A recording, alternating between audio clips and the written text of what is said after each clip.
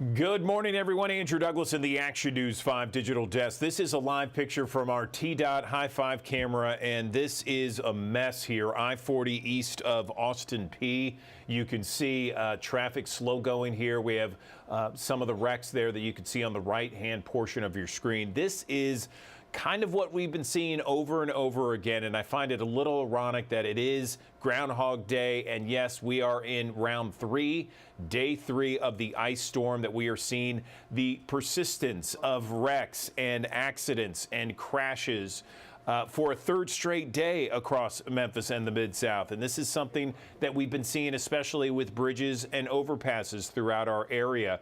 But again, this is I-40 east of Austin P.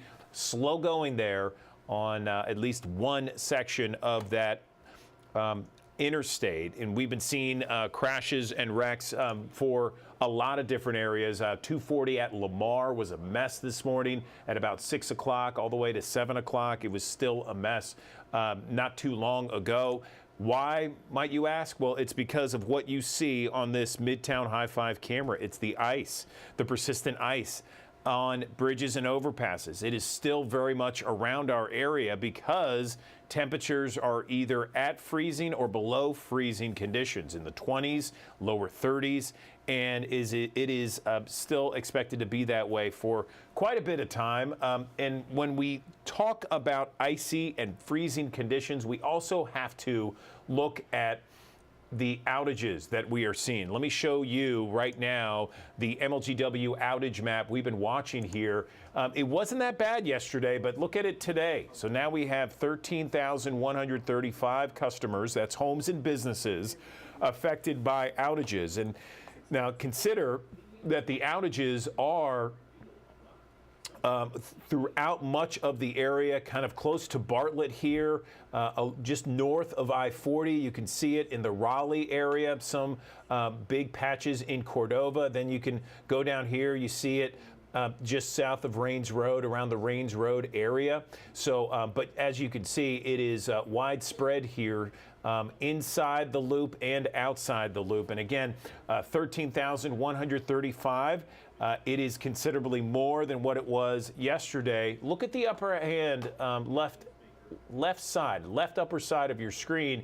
You see customers with power, 96.88. So that's 97 practically percent of customers, MLGW customers, do have power. That is a good thing.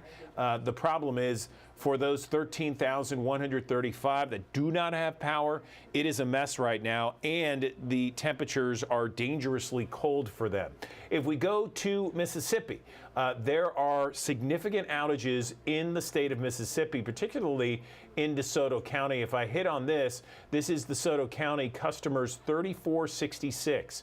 So that's 3,466 customers, homes and businesses, Entergy, Mississippi, that do not have power right now. And you can see all these little red spots. Those are outages all throughout Mississippi and parts of Arkansas as well. It is a mess out there, but we are slowly expected to get out of this ice box, if you will, sometime later today. In fact, let's get an update on our forecast right now from meteorologist Brittany Bryant.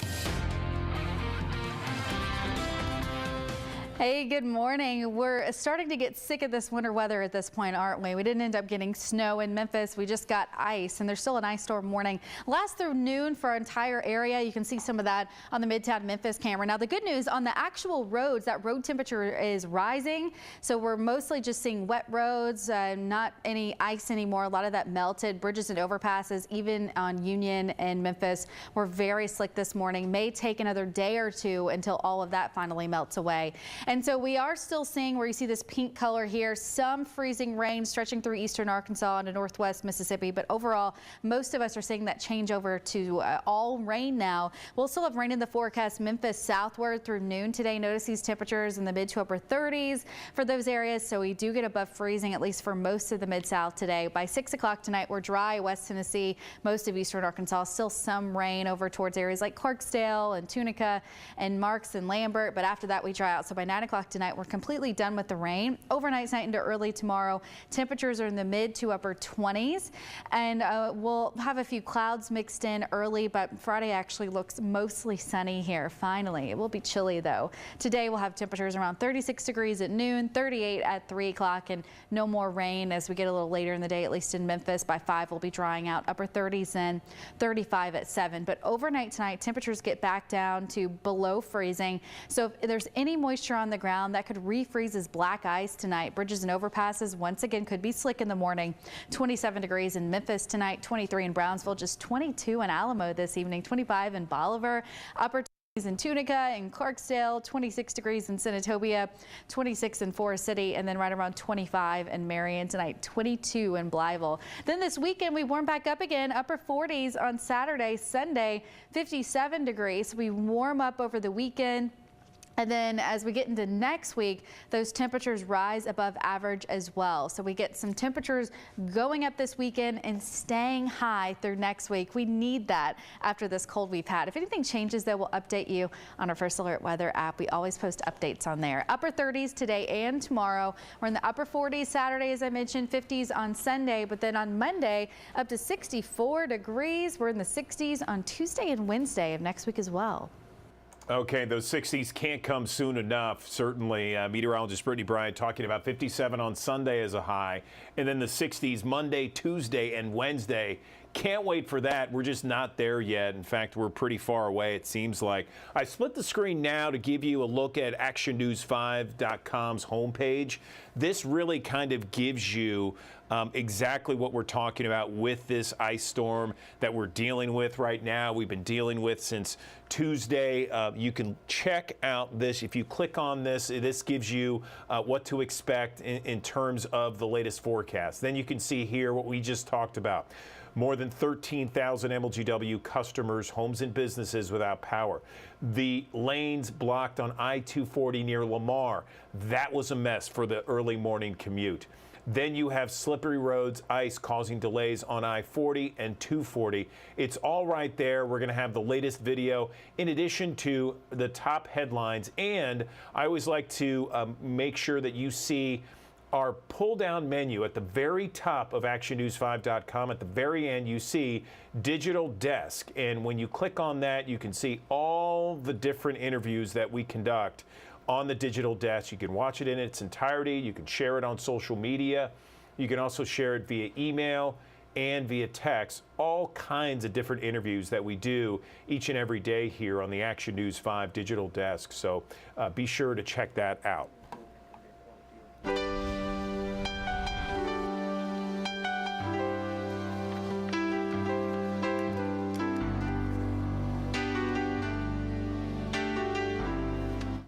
The funeral for Tyre Nichols brought a fourth call for change and brought a national focus to Memphis. The 29-year-old, as we all know, died in police custody January 10th. January 7th was the traffic stop where he was beaten by Memphis police officers. Bria Bolden has a look at the day and hope for the future.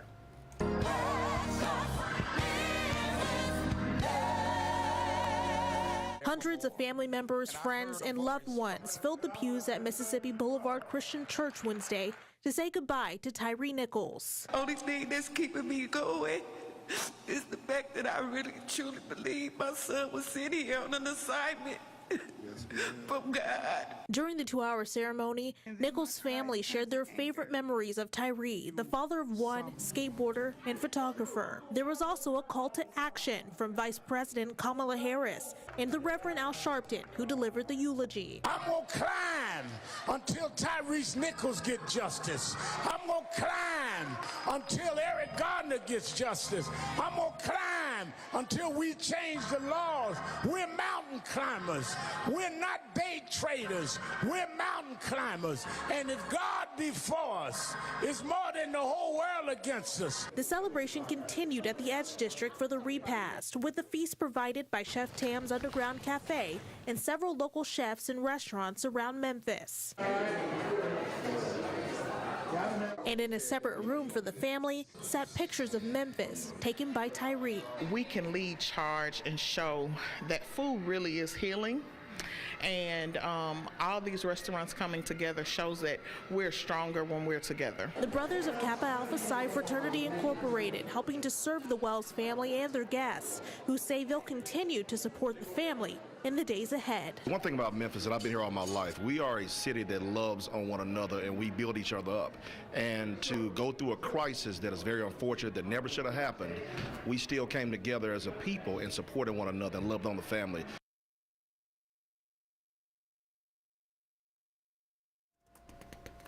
Okay, that was Bria Bolden reporting there. The service for Tyre Nichols drew worldwide attention, certainly.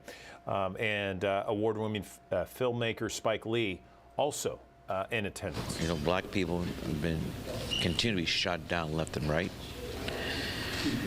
And we have to get together, unite, black, brown, red, yellow, to stop this happening in all our communities. Okay, and so we wanted to also show you the lights there across the mighty Mississippi. They shone brightly in honor of Tyre Nichols. The I-40 bridge lit up in red and gold, colors of the 49ers, his favorite team. Families in East Memphis and in Germantown also lit their homes and yards in red and gold in honor of Tyre Nichols. Now we're learning more about what the Shelby County District Attorney's Office is investigating when it comes to the Tyre Nichols investigation and case. The DA's office put out this statement saying, quote, "We are now at a stage of our investigation where we are looking into all of these matters. We must reemphasize that the current charges do not preclude us from adding additional charges as more information is presented." And you want to stay with us here at Action News 5. We continue to push for more questions to be answered in the Tyre Nichols death investigation. As more information breaks, we will certainly keep you posted. All right, deadline for candidates to submit their paperwork to appear on the Mississippi ballots this year happened to be yesterday, Wednesday. So the governor, lieutenant governor's races are the ones expected to get the most attention. Our sister station WLBT, Courtney Ann Jackson, reports. Before the square-off between the GOP and Dems comes party primaries. To prepare you, the party primaries will happen August 8th, with the general election taking place November 7th. Here's what we know so far. All 8 Republican statewide office holders are seeking re-election, and just 3 of them will have other Republicans trying to oust them. The auditor and treasurer don't have a primary or Democratic challenger, and the AG won't have a primary but does have a Democrat running. Dr. Glenn Antizzo at Mississippi College thinks the slate could impact turnout. In the primary, I think what's going to happen is if people perceive that everything's a done deal, that there probably really will not be any massive amount of turnout. It's in the middle of the summer. People are typically on vacation. So it may well be that you'll have low turnout, and that ironically there may be more turnout for a possible runoff if one happens. But turnout is exactly what Democrats want to focus on, according to the party's new executive director. If we can increase voter turnout, you will and we will all soon see that Mississippi isn't a red state, it's just a non-voting state. And when people choose to vote, and honestly it's happened over and over again. He's referring to voters choosing more progressive ideas, pointing to the medical marijuana vote as the most recent example. But Republican strategist Austin Barber says the fact that the Dems only have candidates for 5 of the 8 statewide positions is telling. I think it is a problem for the Democrat Party when they can't find enough individuals who are interested to run for statewide office. I think it says a lot in a positive way for the Republican Party that they've continued to deliver for Mississippians on issues that matter for Mississippians. Courtney Ann Jackson reporting there. Also want to mention the Shelby County Health Department clinics and offices will be open today at 10 o'clock this morning. That's less than 2 hours from now. It is 8:15, but many area schools, of course, are still closed today. But again, Shelby County Health Department clinics and offices open today at 10 o'clock. Federal Reserve meeting this week for the first time this year. Financial analysts say the Fed will raise interest rates again. Consumer Watch now. Cole Higgins has what this means for the sky-high, raging inflation that's still super high, and what it means for your finances, and if we can find some sort of relief. Good afternoon. The first Fed meeting of 2023 gets underway this week, and economists expect the Federal Reserve to raise interest rates again Wednesday, marking the 8th increase in a row. Economists predict a smaller increase than in the past, likely a quarter point. And then a 25 basis point hike in March, bringing the policy range to between 5 and 5.25%. Economist Joe Brusuelas expects hikes to continue at least through March. This week's meeting is a critical one. Economists say it should give us some insight into the Fed's policy plans for the rest of the year, as the Fed aims to slow down the overheated economy and ultimately bring down historic inflation. If you're out there and you're living paycheck to paycheck, the best I can offer you here is that the worst is behind this. But economists say before we see prices moderate, the Fed's move will likely deepen the economic pain for millions of American businesses and households by pushing the cost of borrowing even higher for credit cards, car loans, and mortgages. Economist Mark Zandi says the hardest hit sector could be the housing market. Most people, when they need to buy a home, they got to go get a mortgage, and that is tied right into to interest rates. And then there's also concerns the Fed's repeated hikes could trigger a recession. But Goldman Sachs says that's unlikely. We don't expect a recession. Our baseline view is that we're going through a period of below trend growth. For Consumer Watch, I'm Cole Higgins. Okay, more consumer news here. Another big box retailer announced closure of multiple stores. Bed Bath & Beyond has said it's closing another 87 stores, including the one in East Memphis on White Station. That's on top of the 150 stores that were announced to be shut down last August. The new closures include 5 Bye Bye Baby locations, all 49 remaining Harmon Face Value stores, which sold cosmetics. Last week, the company warned it received a notice of default from its lender, J.P. Morgan Chase. CDC investigating a brand of over-the-counter eye drops possibly linked to bacterial infections. Take a look here. This is what they're investigating. These infections have led to 1 death, left at least 3 people with permanent vision loss. So it says a majority of those affected reported using the EZ Care preservative-free artificial tears. The agency has identified at least 50 cases in 11 states. Craziness there.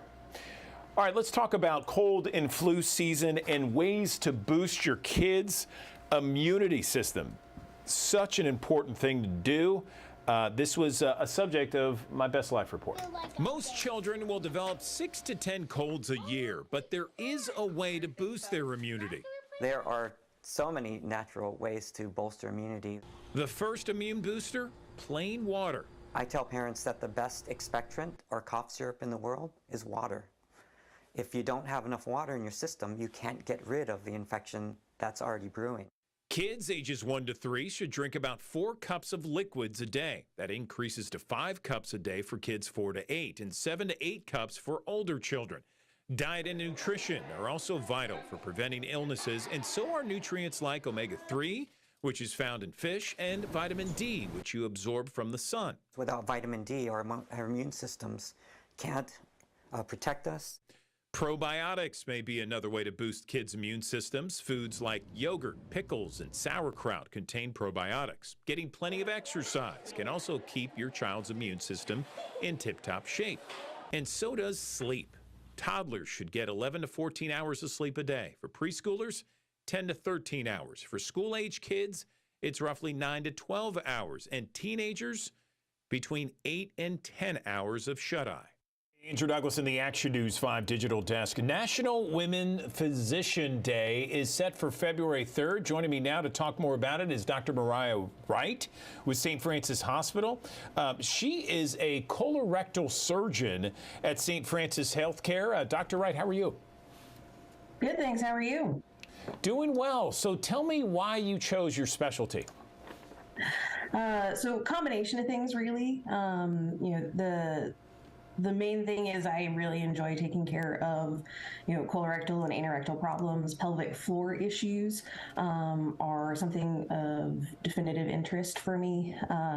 Lots of women have lots of issues with their pelvic floor, with chronic pain, with constipation, with incontinence, and there's a lot of folks who unfortunately aren't listened to about these problems for years.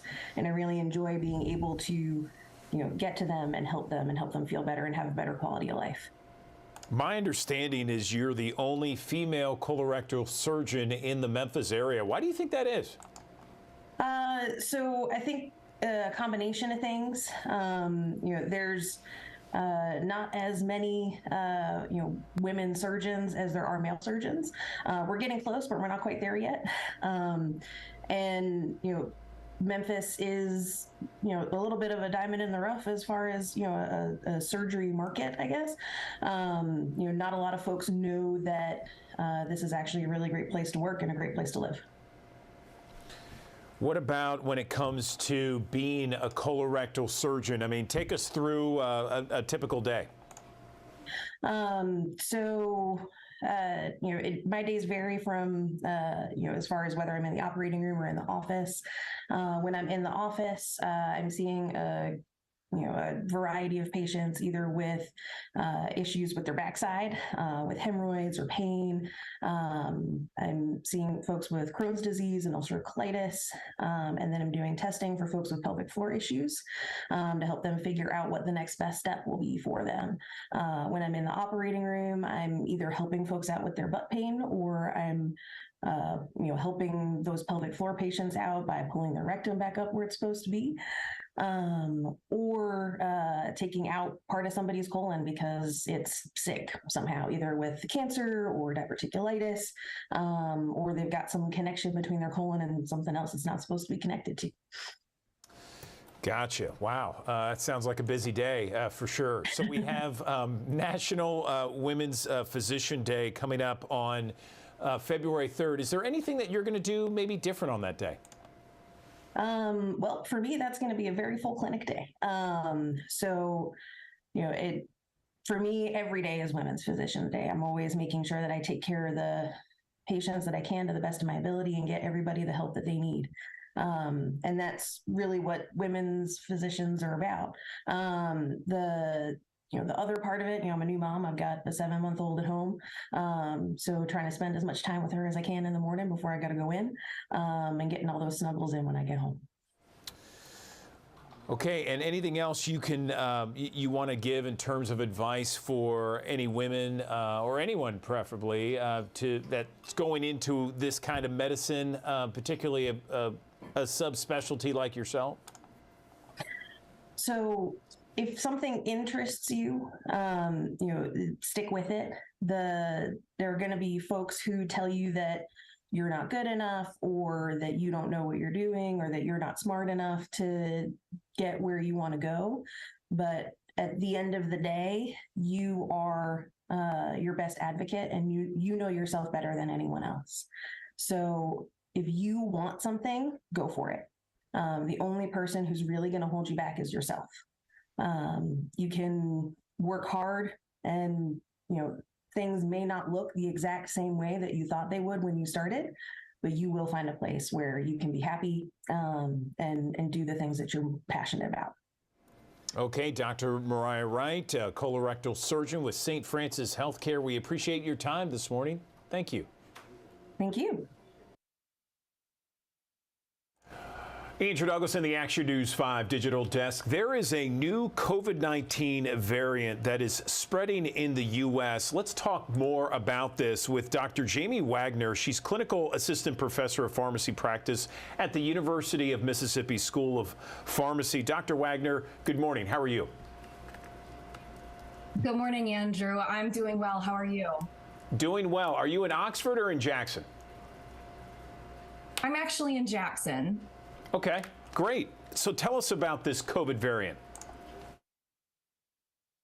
Yeah, so this COVID variant is actually a sub-variant of the original Omicron strain. So 2 different Omicron strains decided that they would like to cooperate and work together. And so they kind of merged into this XBB.1.5.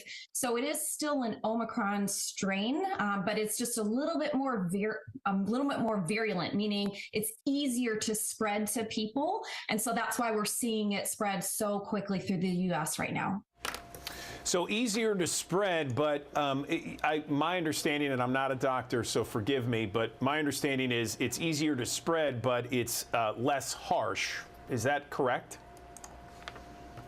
That is correct from what we know of right now, yes. Okay, so so what else do we know about this variant, how it's affecting people? How long has it been around? So I think that's a great question. So the variant has just recently emerged within the last couple of months. And so again, as far as we know, there are still a lot of people having hospitalizations, but having a vaccine or a prior COVID exposure has actually prepped immune systems to be ready to tackle this one. So I think that's just the more important thing to keep in mind is that if you can get a vaccine, even the updated bivalent Omicron booster COVID vaccine, that will offer a lot more protection against any of the severe and harsher side effects from this new strain that's coming out. Okay, and you know, we've been seeing over the last, I think it's more recently now as opposed to, let's say, 2 years ago, where the vaccine is getting a lot more critical, a more critical eye of what exactly are the side effects? Do people really need it? The spike proteins. So to our audience out there that's very concerned about the vaccine and maybe some of the side effects, what do you have to say to that? I think that's a great question, and I 100% agree with you. I think a lot of people are still very concerned about what are the potential long-term side effects of getting the vaccine, and I think you really have to weigh in, well, what are the long-term risks of getting COVID, especially if you haven't been vaccinated? And so if you look at it, the side effects from the vaccine are actually quite mild. And they usually go away within a few days versus if you contract COVID, especially if you're not previously vaccinated or have not previously been exposed, these side effects can be quite severe, leading to hospitalization or death.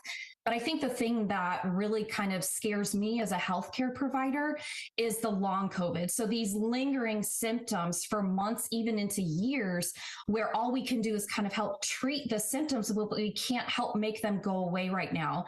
And I think for me, knowing that the vaccine or any prior COVID exposures can help protect me against long COVID or protect me against getting hospitalized or dying from any new strains that are going to be coming out or are currently out, I think that really speaks volumes to me to go ahead and give me a peace of mind that I'd rather get the vaccine than worry about any long-term downstream effects from contracting COVID. Okay. And again, I don't want to get into, you know, the argument or the both sides of the vaccine debate because there's so much to do with that. But from your perspective, how many people who get COVID get long COVID?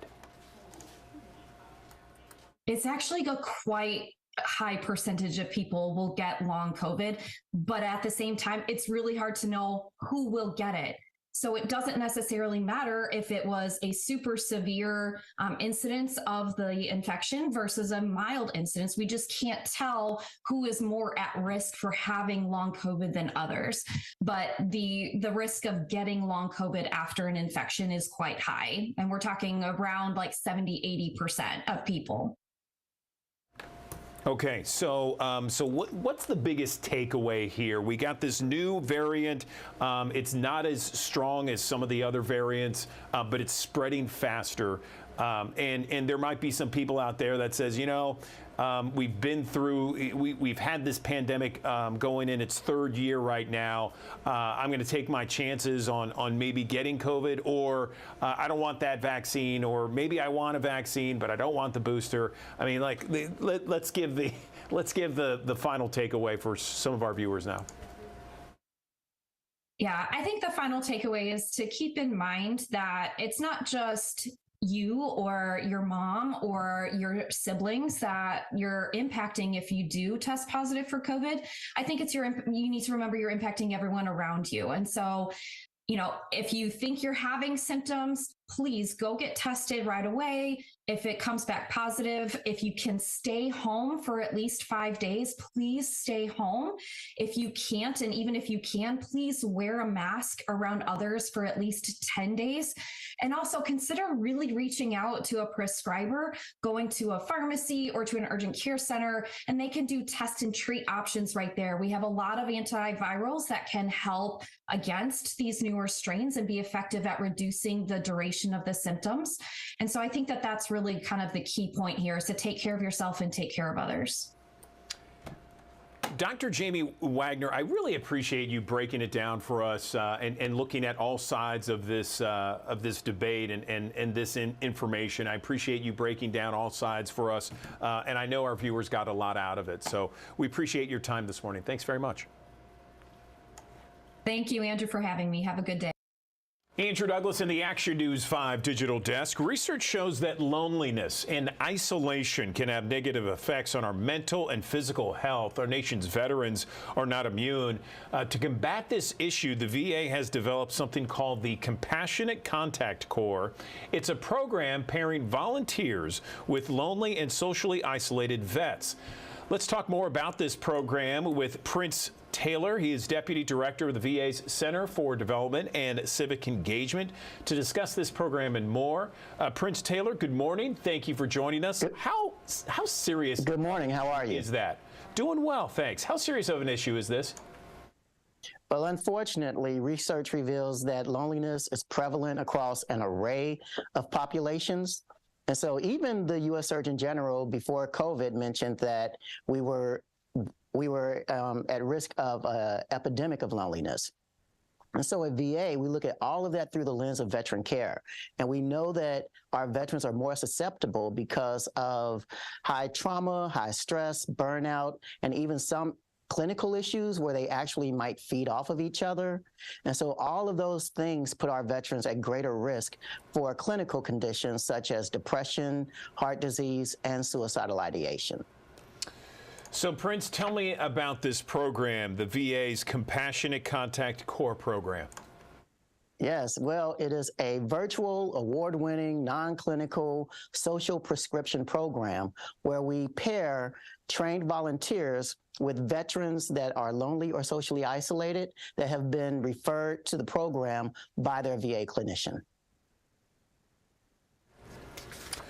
Okay, and what kind of feedback have you received about this program? You said it's award-winning, apparently. Yeah, more than apparent. It is, yes, it's award-winning. The feedback we've received has been overwhelmingly positive. Our veterans, some of them, this is the only legitimate phone call that they get that week, that month, and so they really appreciate it. But we also have veterans in the program that are happily married. So you can be happily married and still experience quite a bit of loneliness because there are these different spheres of loneliness. We've done a survey, and over 85% of our veterans told us that the program makes them feel less lonely. And over 92% said it makes them feel that the VA cares about their overall well-being, which is great because that goes to speak to our trust scores with our vets. And I would also say that it's not just the veterans and their families and their caregivers that benefit from the program. So do our volunteers, so do our clinicians, and we've also gotten a lot of great feedback from some of our partner organizations like American Red Cross, American Legion Auxiliary, and AARP. How much of this has been exacerbated by the pandemic, where we all had to lock down, we all had to be separated, that sort of thing? That's a great question. We don't have the exact numbers for that, but we do know that our numbers with participation in the program have continued to increase. Since the pandemic started, we have reached over 3,000 veterans across the country with about 1,100 volunteers. And last year, they made over 13,000 phone calls around the country. Is this program specifically designed for older veterans? That's another very interesting question. Initially, it was designed just for the older veterans and their caregivers, but right now we have veterans from their early 20s all the way into their 90s participating. That's great news. Okay, so we've let our viewers kind of know a little bit about this program. Where can veterans, where can volunteers go and get more information? Yes, absolutely. Well, first, let me say that our volunteers are priceless to us. They can get into the program or any of our other great volunteer opportunities by reaching out to their local VA medical center right there in Memphis, or they can go to volunteer.va.gov online. And for our veterans and their families, they can just let their VA clinician know that they're interested in the program. It's really that simple.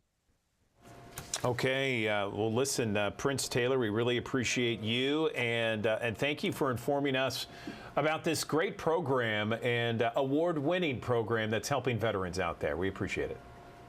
Thank you for helping us get the word out. Really appreciate you.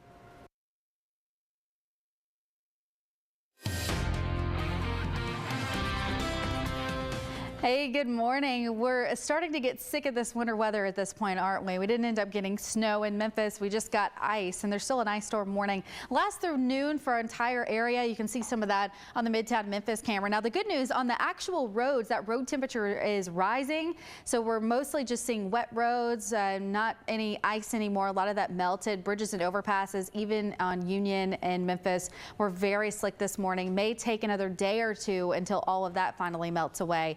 And so we are still seeing, where you see this pink color here, some freezing rain stretching through eastern Arkansas into northwest Mississippi. But overall, most of us are seeing that change over to all rain now. We'll still have rain in the forecast. Memphis southward through noon today. Notice these temperatures in the mid to upper 30s for those areas. So we do get above freezing, at least for most of the mid-south today. By 6 o'clock tonight, we're dry. West Tennessee, most of eastern Arkansas, still some rain over towards areas like Clarksdale and Tunica and Marks and Lambert. But after that, we dry out. So by 9 o'clock tonight, we're completely done with the rain. Overnight tonight into early tomorrow, temperatures are in the mid to upper 20s, and we'll have a few clouds mixed in early, but Friday actually looks mostly sunny here. Finally, it will be chilly though. Today we'll have temperatures around 36 degrees at noon, 38 at 3 o'clock, and no more rain as we get a little later in the day, at least in Memphis. By 5, we'll be drying out. Upper 30s and 35 at 7. But overnight tonight, temperatures get back down to below freezing.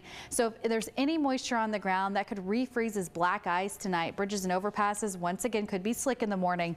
27 degrees in Memphis tonight, 23 in Brownsville, just 22 in Alamo this evening, 25 in Bolivar.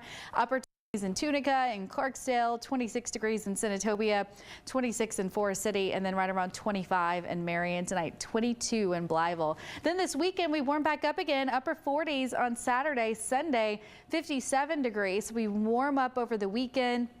And then as we get into next week, those temperatures rise above average as well. So we get some temperatures going up this weekend and staying high through next week. We need that after this cold we've had. If anything changes, though, we'll update you on our First Alert Weather app. We always post updates on there. Upper 30s today and tomorrow. We're in the upper 40s Saturday, as I mentioned, 50s on Sunday. But then on Monday, up to 64 degrees. We're in the 60s on Tuesday and Wednesday of next week as well. Okay, did you know this? Just over half of children between the ages of 6 and 11 have cavities, yet many families may not realize tooth decay is preventable. In fact, in many cases, it's reversible. So we caught up with the president of the American Academy of Pediatric Dentistry to find out what parents need to know when it comes to your children's teeth, and tooth decay. Tooth decay in children is the most common chronic childhood disease, and that was before the pandemic, and the COVID pandemic really made matters worse. So parents weren't taking their children to the dentist as often. Children were at home more, snacking. The daily routine of brushing wasn't happening as regularly. So all that contributed to more cavities. One of the most important things we as dentists do during these regular checkups is identify problems before they get to be really serious. So a area that's just starting to get a cavity, we can often catch that and prevent it from getting to the point where it needs a filling. That's one of the most important reasons to keep those regular checkup appointments with your pediatric dentist. Pediatric dentists have at least 2 more years of training than a general or family dentist, specifically in children and working with children, especially young children. And that really comes into play when you consider the recommendation by the American Academy of Pediatric Dentistry that all children be seen by a dentist by their first birthday. So caring for younger children is something that pediatric dentists have a lot of extra special training in, and where it's really critical to have that type of training in seeing that child before their first birthday.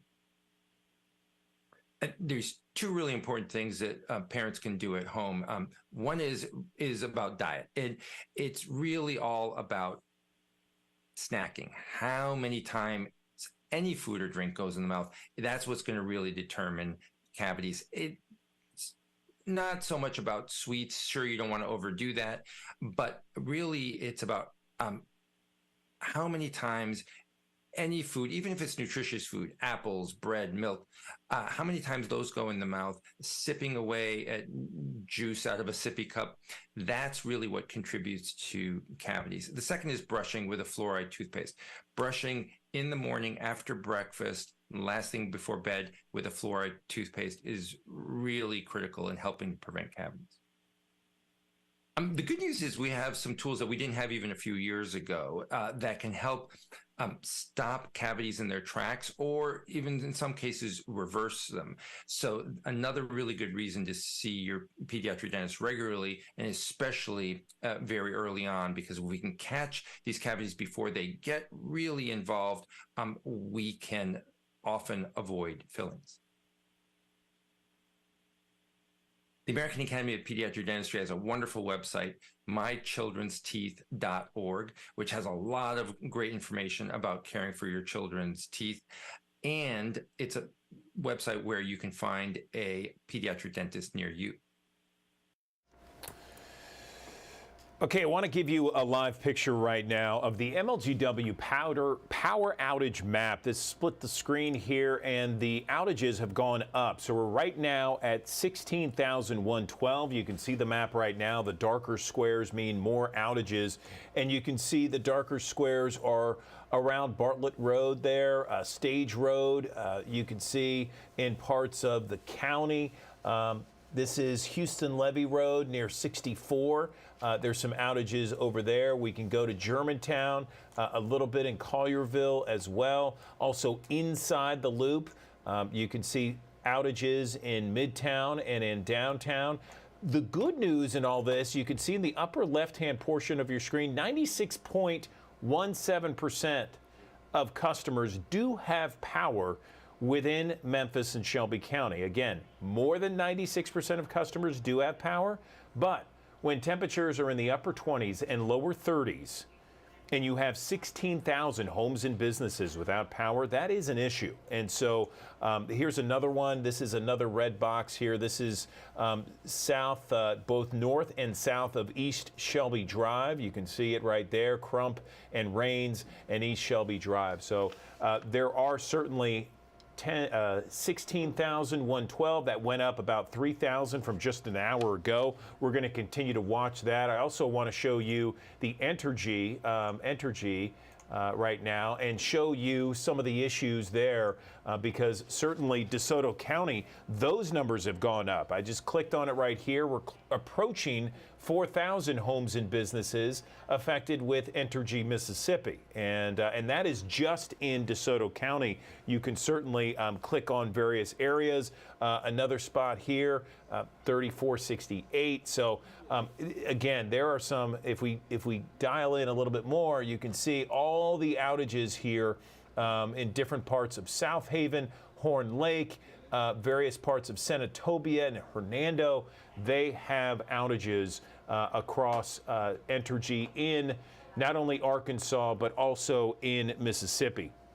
Finally, I want to show you this. This is a TDOT camera at I-40 east of Austin P. You can see still very much slow going this morning. Again, those bridges and overpasses, we say it ad nauseum practically, that it is an issue. It is still very much icy outside. And it's kind of ironic that today is Groundhog Day because it is the same accidents and the same problems that we've seen over and over again over the last 24, 48, 72 hours now.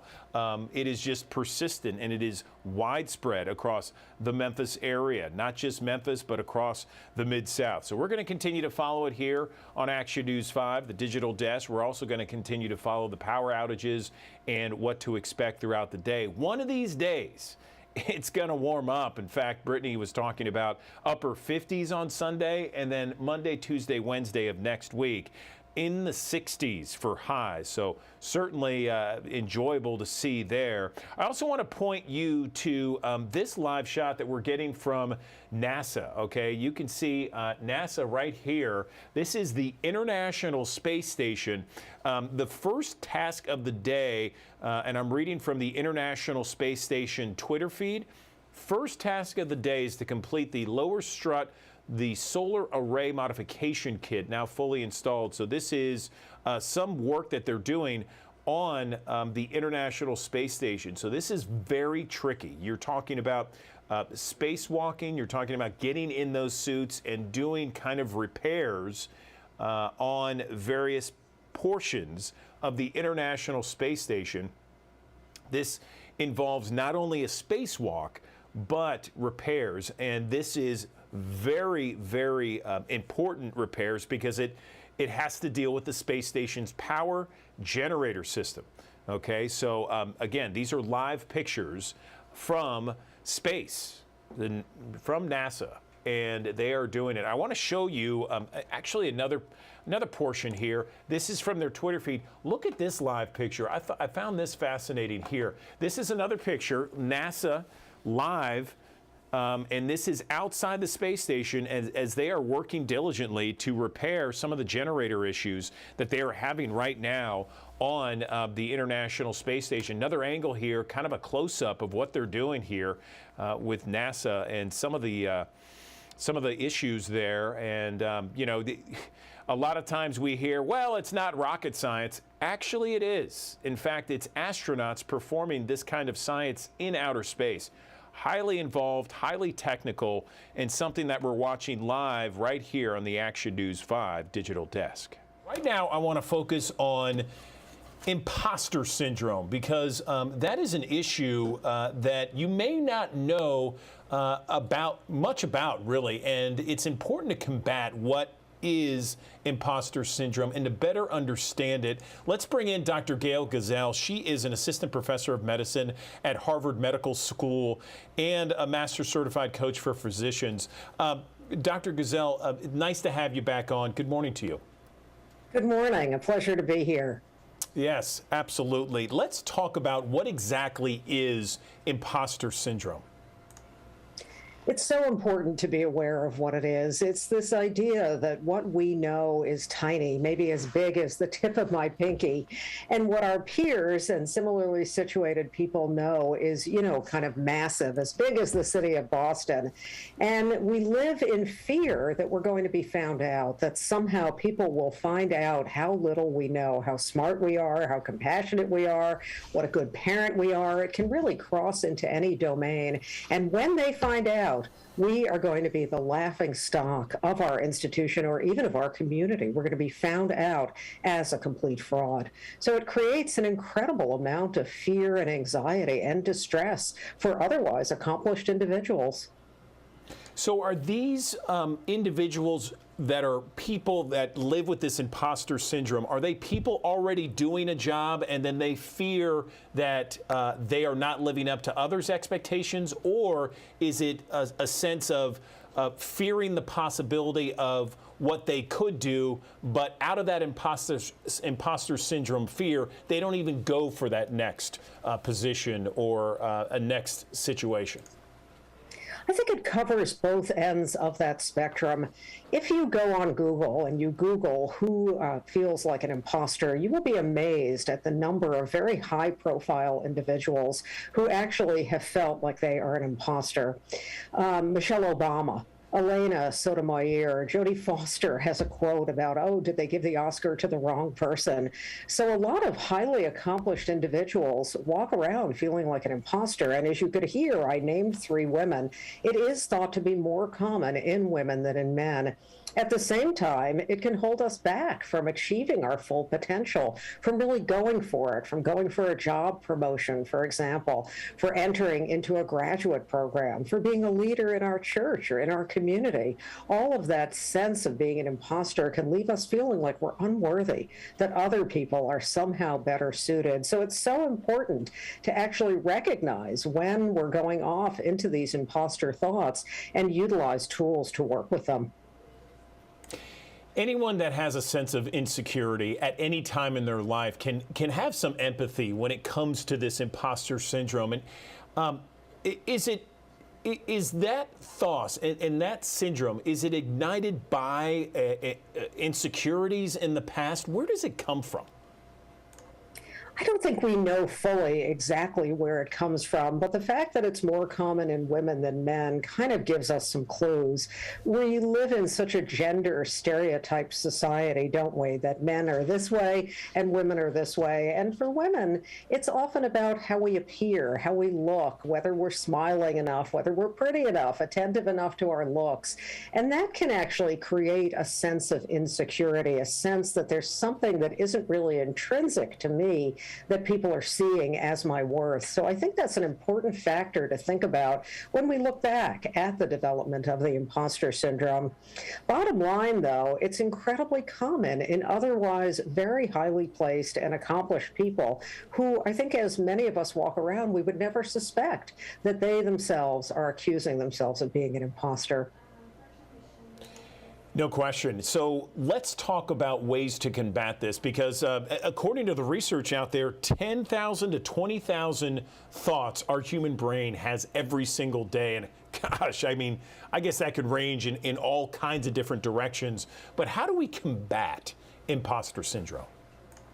Well, that's the important question, isn't it? And I think you're right on the mark. We need to get to know our own thought patterns. As you say, the human mind is a thought-producing machine, tens of thousands of thoughts per day, many of which are incredibly useful. But when we begin to pay attention more with a mindful attitude of attention, we actually begin to see how many of our thoughts are not useful, not helpful. Self-accusatory thoughts like, I'm an imposter, people will find out that I'm not worthy. And so one really important strategy is getting to know your own thoughts and realizing that while these thoughts are appearing in your mind, you don't have to believe them all. You actually can question them. You can pause and question, well, how do I even know that I'm an imposter? What's the data that I'm utilizing to make this assessment? And then all of a sudden you can realize that it's actually a little bit laughable, that your mind has created this fictional story of being an imposter really on almost no data and certainly no objective data. So I think that's really important to apply very practical mindfulness tools to getting to know our own thoughts. Yes, absolutely. I'm fascinated by this because absolutely mindfulness is key. What about other ways outside of one's self? Are there people, are there family members, perhaps professionals that someone could go to let them know or reassure them that they're not an imposter? I think that's important, to go to confidants, whether that's a family member or a spouse or a colleague or a coworker, and actually get validation. I felt like I really didn't know what I was talking about when I gave that presentation, just as an example. Can you give me some feedback? In other words, that's a way to step out of the subjective process that our minds are in and actually get some objective data. I think another strategy that's really important is every day to do an inventory of your strengths. Looking at our strengths and accomplishments is a really important counterbalance to this whole idea that we're not the real deal. And so at the end of every day, just to do an inventory, well, what strengths did I evidence as I went through my day today? That's a way to build the muscle of seeing the truth. We're not looking for some Pollyanna fake assessment of who we are. We're looking for a more balanced assessment. And that's one way that we can help ourselves develop it. Self-confidence is key, I would think. How How common is imposter syndrome out there? We don't know for sure, but estimates are that over 70% of women experience the imposter syndrome. I'm a physician. I work in healthcare. I coach physicians and physician leaders. And in the over 500 physicians I've coached one-on-one in the last decade, I'll be honest with you, it's a rare one that doesn't walk around feeling like an imposter. And I think that tells us something as well. All the information and expertise that physicians have, all their years of training, all the good that they do in the world, and yet they walk around feeling like an imposter. So I think that kind of validation is important. And for your viewers who may themselves suffer from the imposter syndrome, sometimes when we realize it's not just us, that this is actually a characteristic of the human species, that many of us feel this way, that can also help reduce the sense of isolation that the imposter syndrome engenders. Dr. Gazelle, this has been very informative for our viewers, what you're talking about with imposter syndrome. What happens if one of our viewers, now that they've informed themselves about what it is, sees someone that perhaps shows signs of an imposter syndrome? How should they approach someone? I think that validation is extremely important. So perhaps to say to that individual, gosh, I can see how troubling this is. I can see how it kind of keeps you acting small in your workplace and in your community. And I want to share with you that I myself have felt like an imposter. So I'm saying that as Gail Gazelle, a Harvard Medical School assistant professor. But I think that's something that we can lend to others who are experiencing this. Simply validate that we too experience this, or that, people in high places experience this. I think, again, that decreases that sense that the mind has that it's just us. And so that can lighten the load and actually make one question, step into curiosity. Well, do I even need to feel this? Do I need to keep kind of lording this over myself, so to speak? And is it really helping me in any way? Great information, Dr. Gazelle. Anything else you want to mention before we let you go?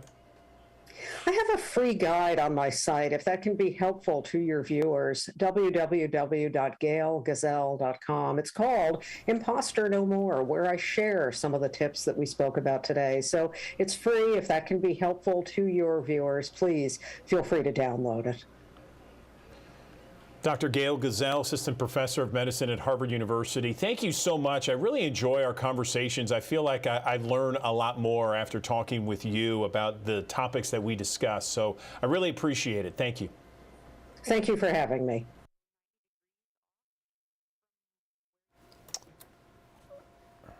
Okay, and there is once again that live picture from NASA that we were looking at as they are performing repairs on the International Space Station. Looking really cool here. Some great video as the astronauts on board are performing some very important repairs on the generator at the International Space Station. Now, closer to home and on Earth here in Memphis in the Mid-South, it's so important to be in check with yourself. And when we talk about being in check with yourself, making sure that you and your family and your loved ones are well, not only well physically, but also mentally. And there is certainly an event in the community that you can be a part of when it comes to mental health. And my friend Talisa Franklin has got all the details for it this morning. Talisa, how are you? I am wonderful. How are you?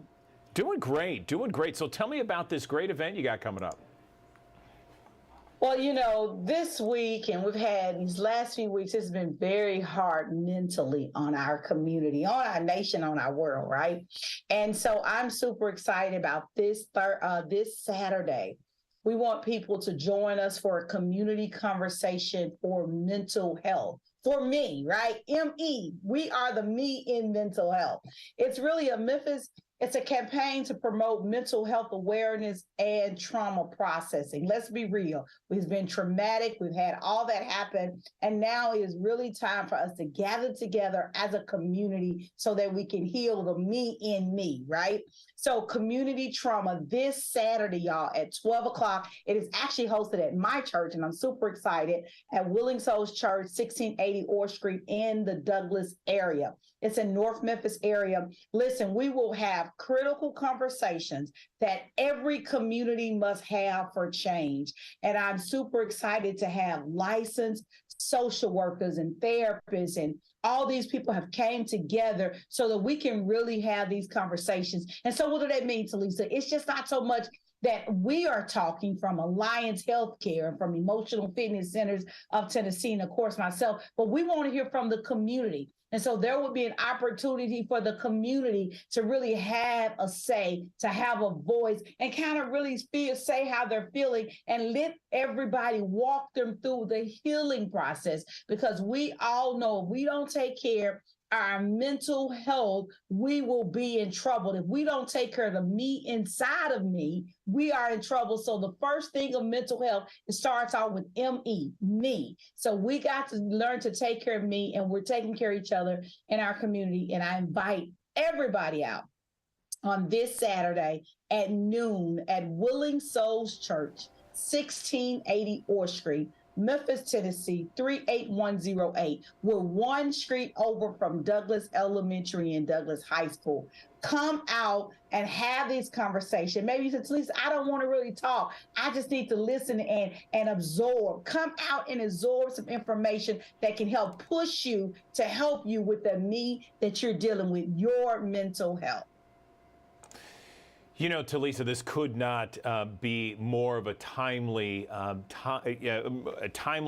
manner this Saturday, because we're coming off such an intense last week, 10 days of everything that's happened across Memphis with the Tyree Nichols investigation and the protests, and then the video being released, and the investigation still going, and of course the homegoing ceremony yesterday, the funeral.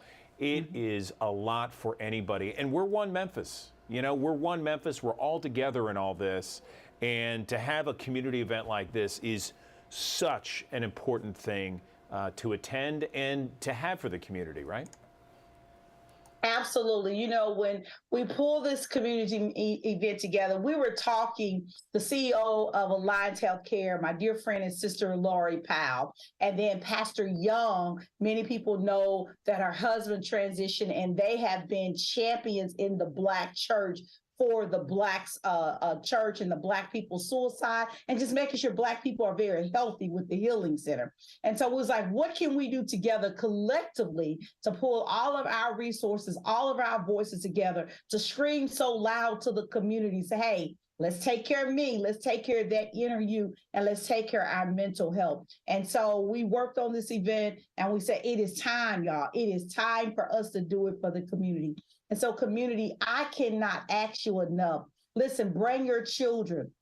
And especially, I want to personally invite mothers that has children, especially boys, has passed over, has crossed over. This area of events have been triggering for so many. Andrew, I've talked to so many of my mothers and my girlfriends that has had sons and have gotten killed in this city. And this has been triggering for them, right? It's been triggering their mental well-being. They thought they were healing, and then this happened and it triggered them. So every mother, even for me, it was a trigger for me, and I had to keep it in check. That I have a Black son, right? And my Black son is little. He loved video games. He loved to eat cereal all day. He had some of the same things that the lovely Tyree had. It could have been my son, right? And so I had to really sit back, breathe, and say, okay, this situation happened. What are you going to do, Talisa, to make sure your mental health is intact? But I can't do it by myself. I want all my sisters and all my brothers to listen, bring out the young people, because our young people mental health matters as well.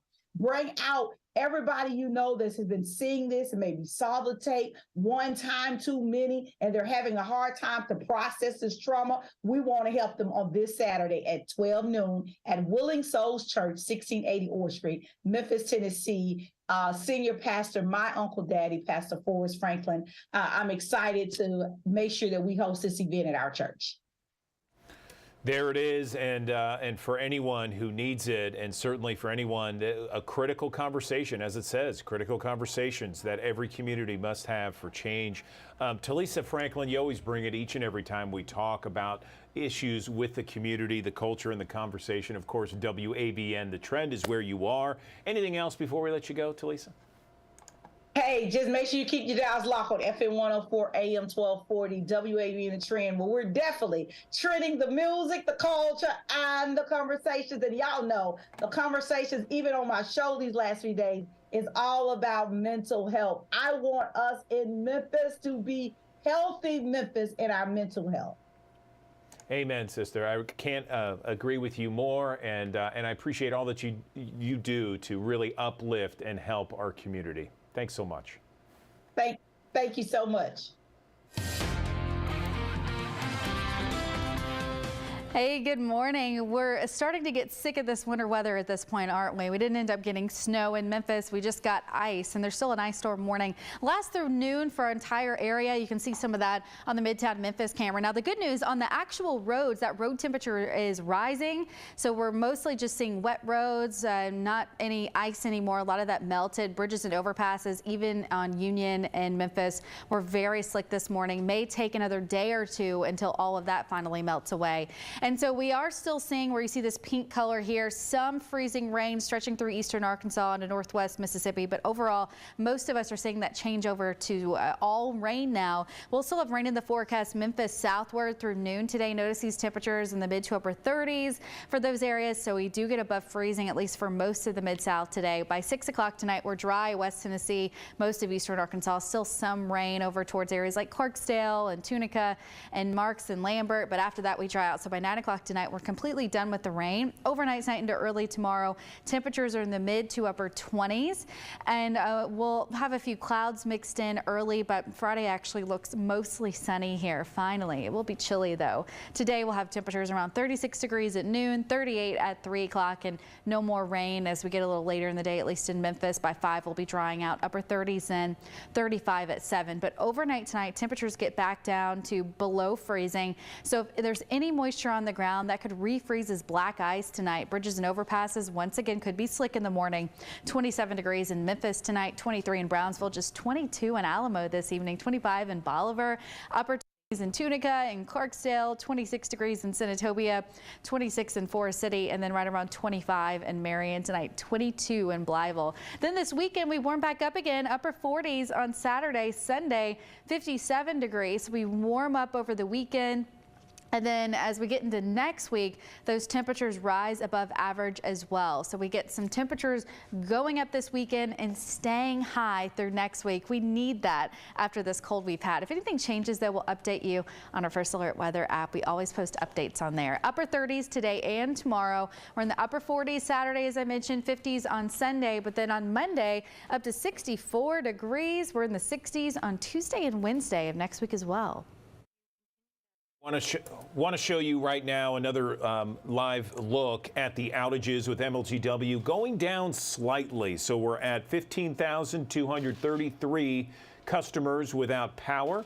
That's roughly 3% or so, little less than 3% of all MLGW customers. So a little more than 96% of MLGW customers do have power. That's good news, but not for the 15,233. In these kind of conditions, to not have power, it is a brutal situation. So you can see some of those red boxes. That's the areas where the most outages are in the area of Bartlett, Cordova, some of the areas southeast Shelby County, parts of Memphis, East Rains there, East Shelby Drive. Also in the loop, you can see various outages there, Midtown, and then some parts closer to downtown. So we're following this. We're going to be watching it for you all morning long. Also, if you look at the Entergy outages, some parts of DeSoto County, over 4,000 now outages, and looking at different areas, 3,800 there. So it is certainly an issue both in Mississippi and in Tennessee, Memphis, Shelby County, also in Arkansas as well, as we continue to watch some of the outages there. Not as bad, though, certainly in Arkansas, but certainly in Mississippi and in Shelby County, it is an issue. Okay, we've been talking a lot about mental health. We just did an interview with Talisa Franklin talking about mental health challenges. Certainly social media and children really don't go well together. There are so many issues when it comes to children getting on social media, cyberbullying, all kinds of different expectations. The U.S. Surgeon General believes 13 is too young for children to be on these platforms. Being a parent of 2 teenagers, I would have to agree with that. Mandy Gaither in this morning's Health Minute has more on how to know when your child is ready for social media, if at all.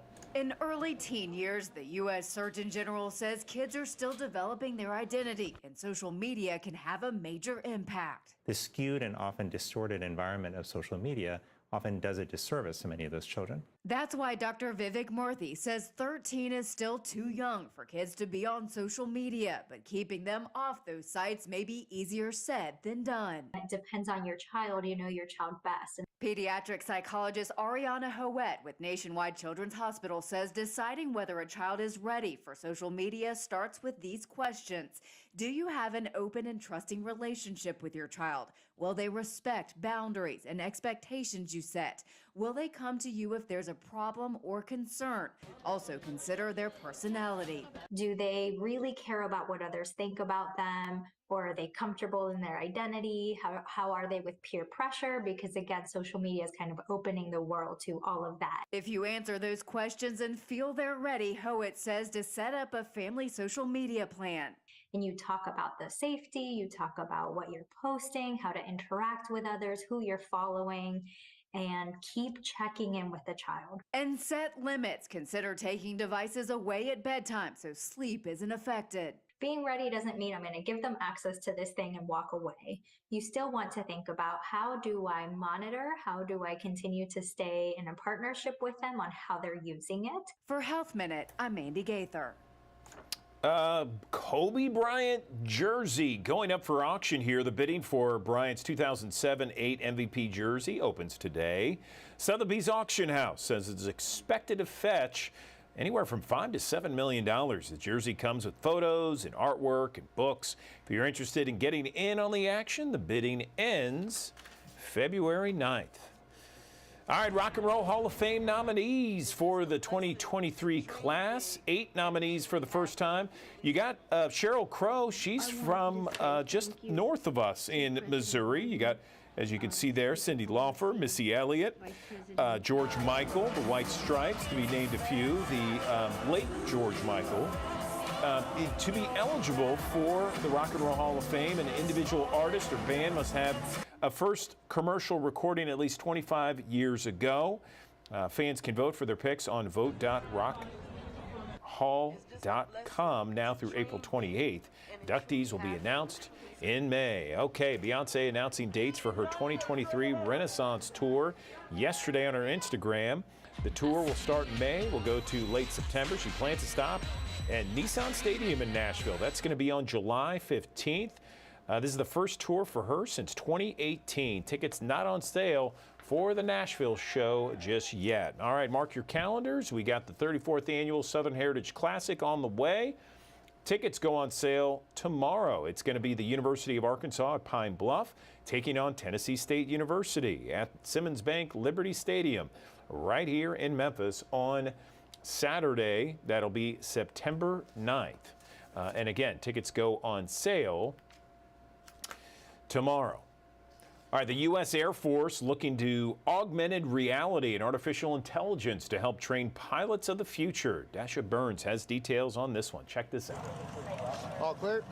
We've got a big mission ahead of us today. We do. You're going to see a lot of things no one's ever seen in the sky before. His call sign is Rebel. And here, just beyond the Hoover Dam, he's going to fly me into a dogfight with a Chinese fighter jet. Well, sort of. This is unreal.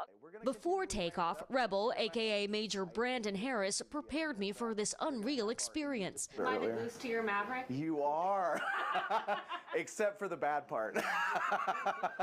Rebel is a reservist with the Air Force, but also a test pilot for Red 6. An augmented reality company working with the Air Force to train fighter pilots. To see it firsthand, I had to suit up Top Gun style 2 hands here, and get into the back of this Bearcoot 540. But one thing Maverick didn't have, this augmented reality device inside my helmet that can project combat scenarios using artificial intelligence as we fly. Like when suddenly a Chinese J-20 engages us and our wingman in the F-18 there. This video shows what I was seeing in that moment. Stakes are high. We're in a Bearcoot, but I think we got this. Digital images laid over our real-world environment. The right side, you see it? There it goes. Let's keep going. Let's turn around. All right, I'm going to get a weapons lock. I see the weapons lock. And Fox 2, high up works like Fox 2, and splash the J-20.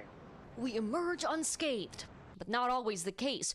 More service members die in training than in combat, according to a recent congressional report. When you're operating at those speeds in dynamic environments like that, accidents happen. Well, now there's nothing to bump into, so we can get exactly the same training, actually much better training, at a fraction of the cost. The system also allows pilots to practice maneuvers that would otherwise be impossible. I'm going to shoot some surface-to-air missiles at us, okay? So, if you look... You're about to try to kill us. I'm about to try to kill us.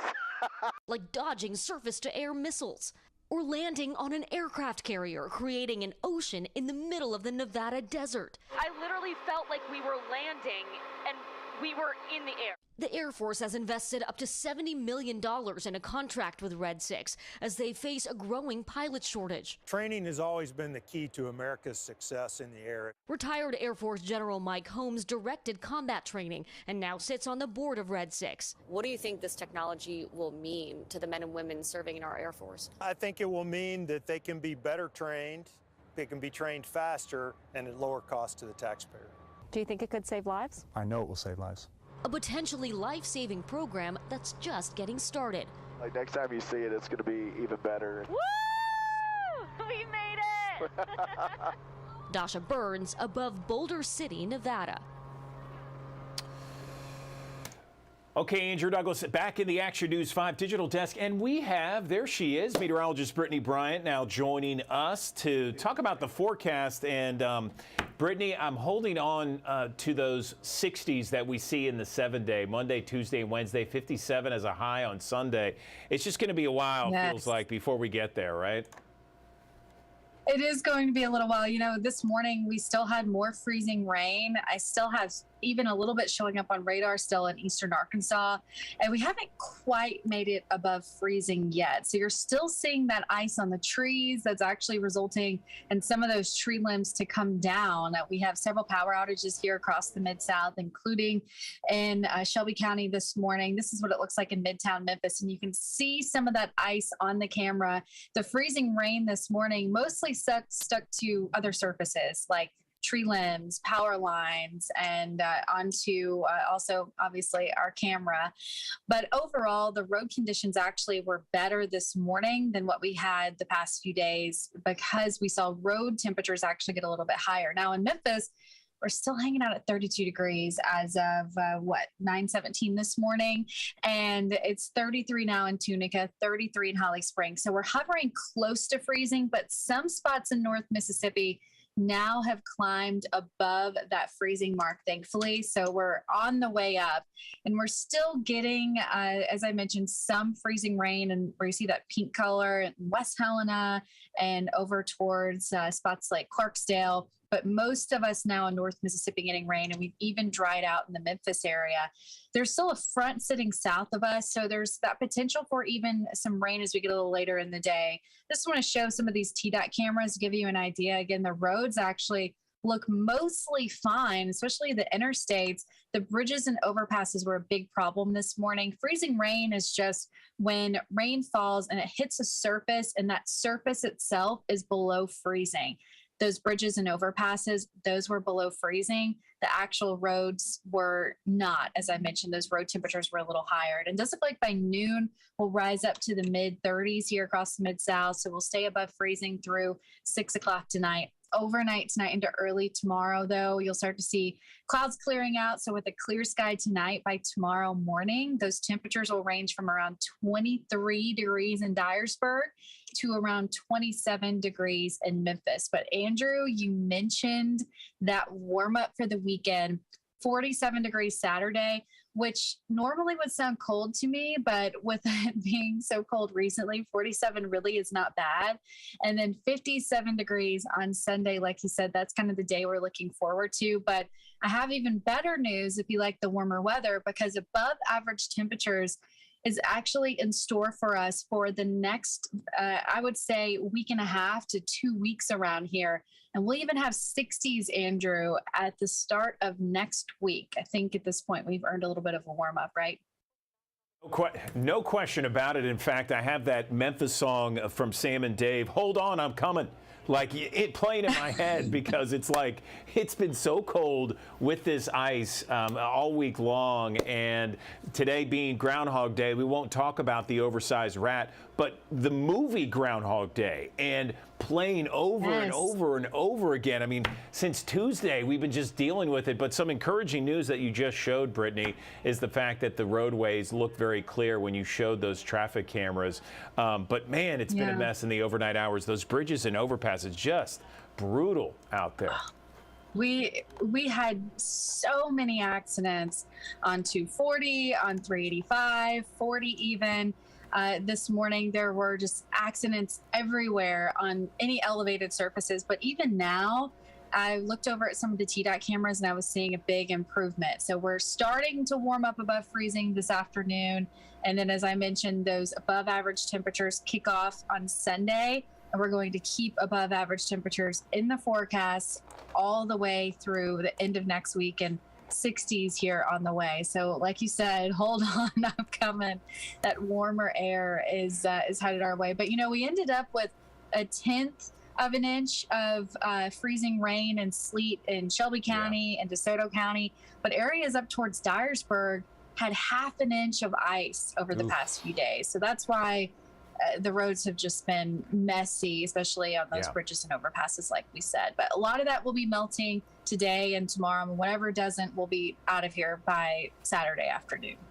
Gotcha. Well, we appreciate it, as always, Brittany, the in-depth reporting and taking a look at everything. And wow, I'm going to be looking forward to the next 14 days or so, week and a half to 2 weeks of above freezing temperatures, because you're right, 40s and above sound oh so nice right now.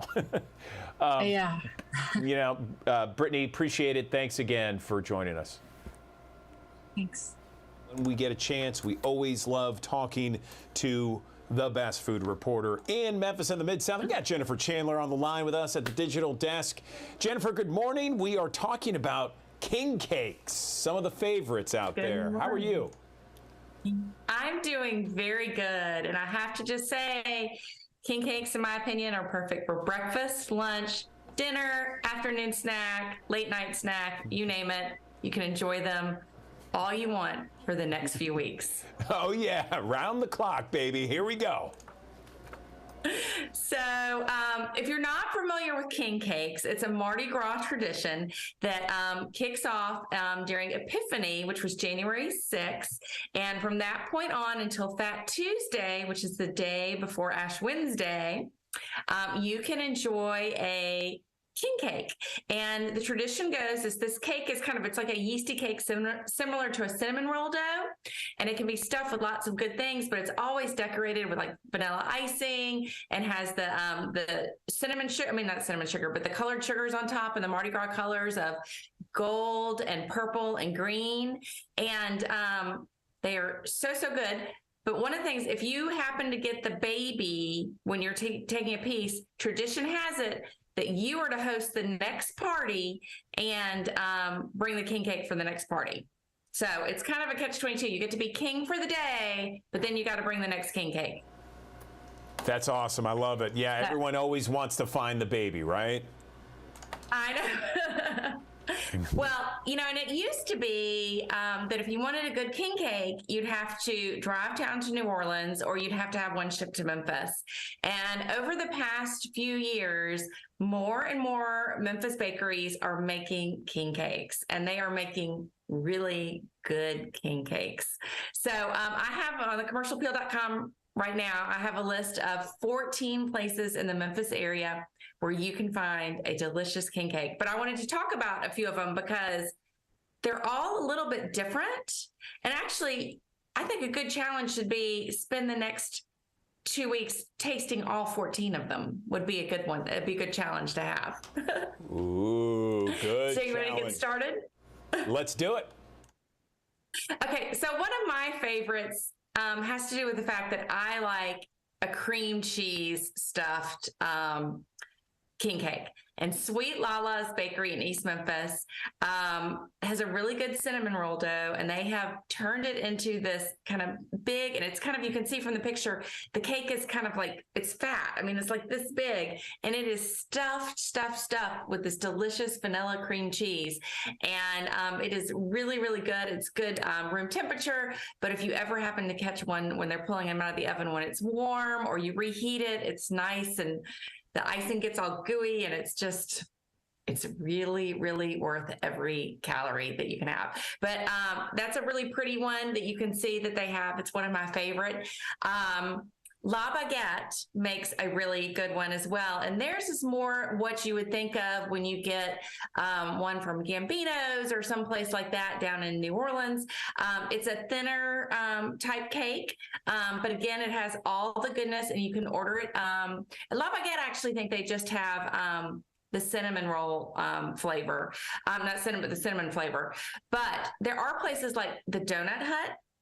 We didn't have a picture of theirs, but they're out in Collierville, and they make a king cake, and they can have it stuffed with everything from like cherry and blueberry. I think they're doing a Bavarian cream one this year.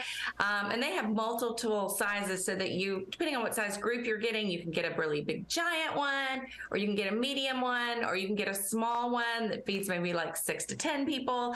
So the Donut Hut has a lot of different flavors and different types of things you can choose from. Moving away from those traditional versions that those two places, if you're just wanting a king cake for two, what some of us sometimes do, the Ginger's Bread Company in Midtown, he makes a traditional size king cake, but he also makes one that serves two, that's really tasty, and it's very cute. There's also Memphis Whistle, which is a bar.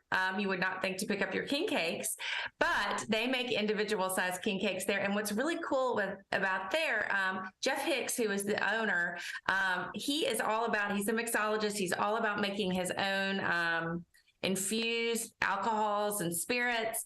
And he infuses vodka with cinnamon bark to make this kind of almost like fireballish type vodka.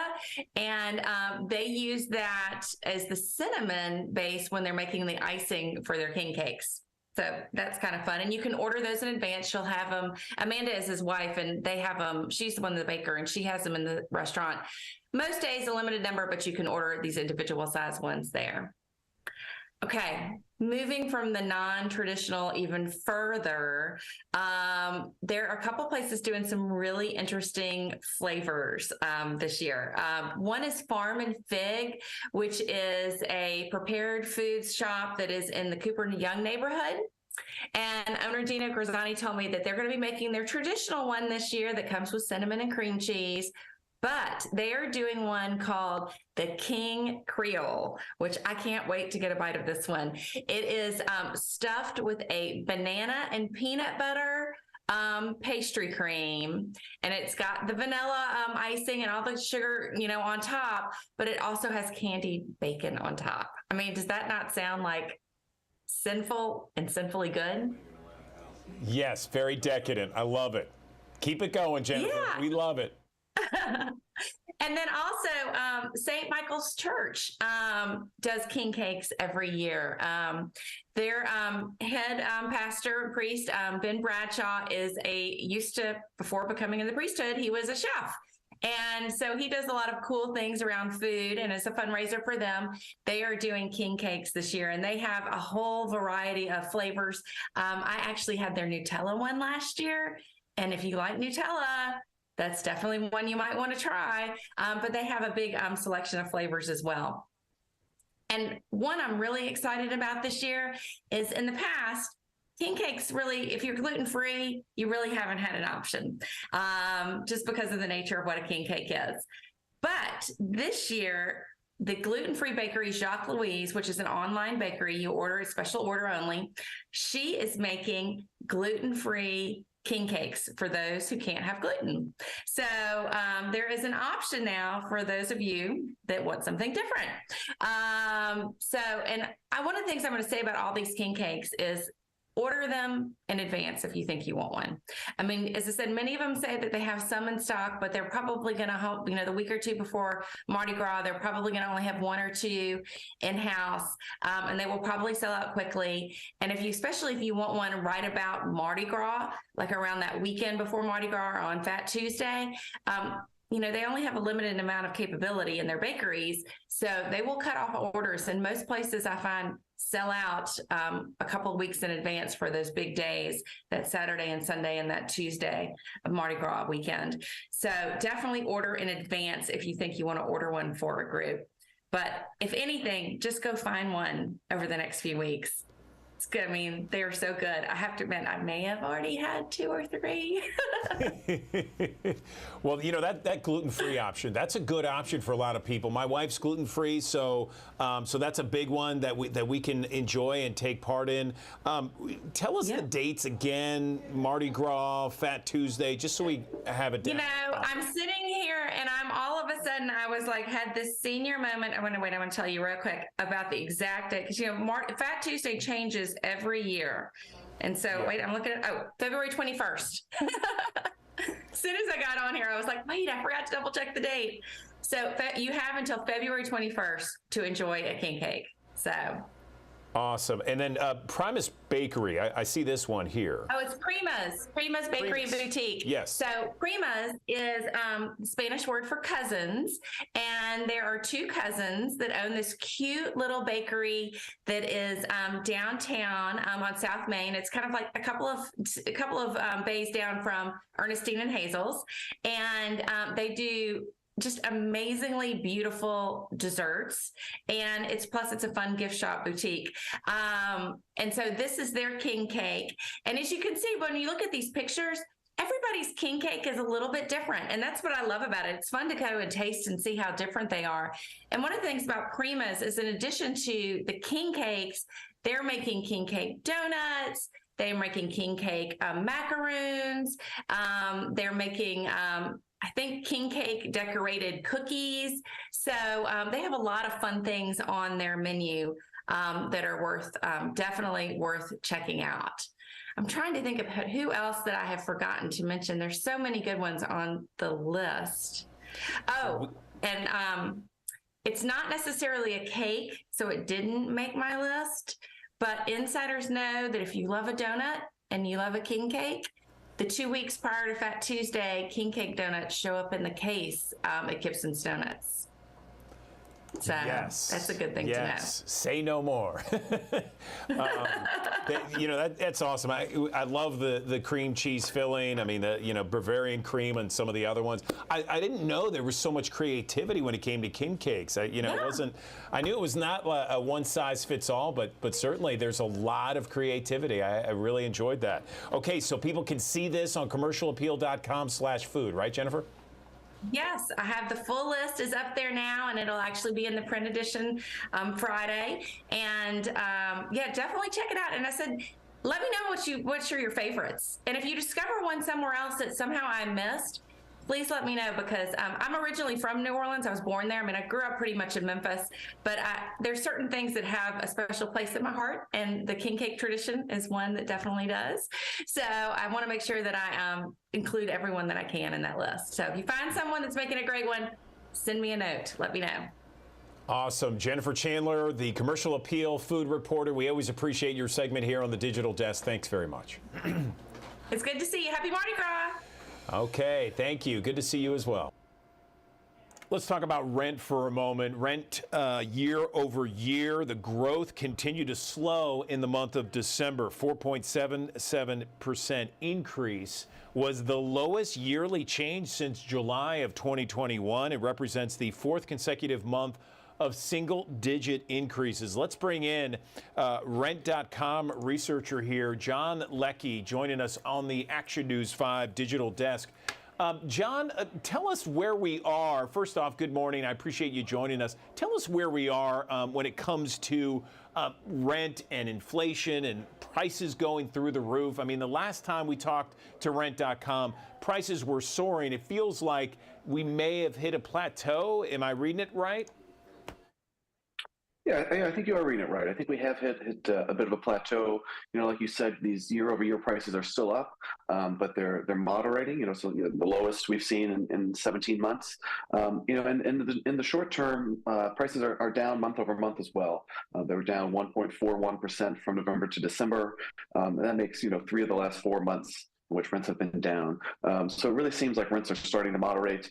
I think they've reached a new level. I feel a little bit higher than they probably were before. But I feel like we're moving into a period where this extreme growth is probably behind us. Yeah, I feel like it's still got a long way to go to come back down. I mean, it shot up so fast, and it was such an issue for so long. Tell us where we are in terms of Memphis, Tennessee, North Mississippi, Eastern Arkansas. That's kind of our area, the Mid-South, we call it.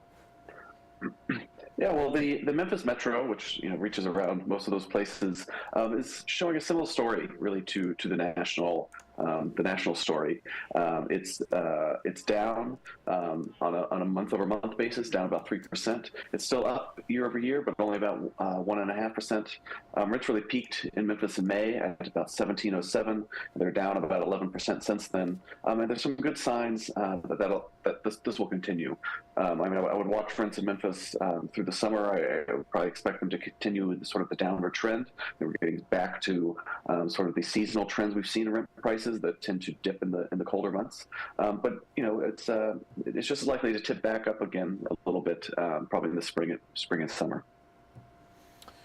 Gotcha. Okay. And give us some advice for people that are in the market right now, looking perhaps for some rent over the next 3, 6, 8 months from now. Yeah, I think if you're looking for rents, now's the time. I think if you're ready to change, you're going to pay more. Year-over-year prices are still up. I think it's a bit of a confusing time. You hear people like me going on TV telling you that rents are down on these month-over-month basis. But renters sign yearly leases, so rents are going to be up for renters. And like I said, I think it's going to, it's now and through probably the end of February is probably your best time. I think when we get to the spring, things will probably kick up a little bit again. And if you're looking to negotiate with your landlord, do your research, show up to them and say, look, I know I got to pay a little bit more, but look into yearly changes sort of before the pandemic, and see what those yearly changes were, and try to get any increase more in line with that rather than sort of the extreme increases we've seen over the last 2 years. What about protection for renters out there, John? I mean, we've had so many people call and complain about their rental properties, for example, not having heat during the winter months, not having air conditioning during the summer months. Where do renters stand in terms of protection? Well, I'm not a renter advocate or attorney, but certainly I know that there are those kinds of protections in place. Certainly heat in the winter is something you're going to need. The first step I would take is go talk to your landlord, and see if you can get those problems addressed. And if not, take your complaints to the local authorities. Okay, so you said that right now we're at a kind of a plateau and actually some small decreases in the amount of rent across not only here in the Mid-South, but also across the country. What's it going to take for things to really drop significantly as they shot up significantly over the last year to 18 months? I think that's actually an unlikely scenario. I think something really bad would have to happen in the economy, like we saw in 2008, another sort of housing crash, for rents to really come back down.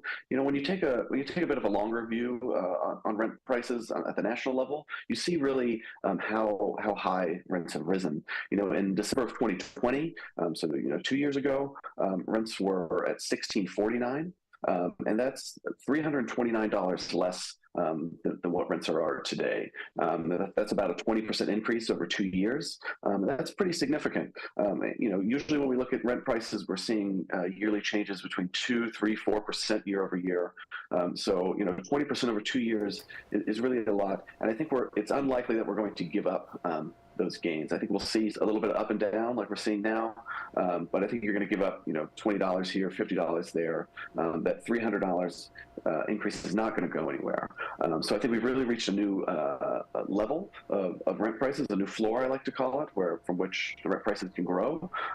So as we move beyond the pandemic, these year-over-year changes and these month-over-month changes will start to moderate back to normal levels, but they're going to be based on price levels that are much higher than they were before the pandemic.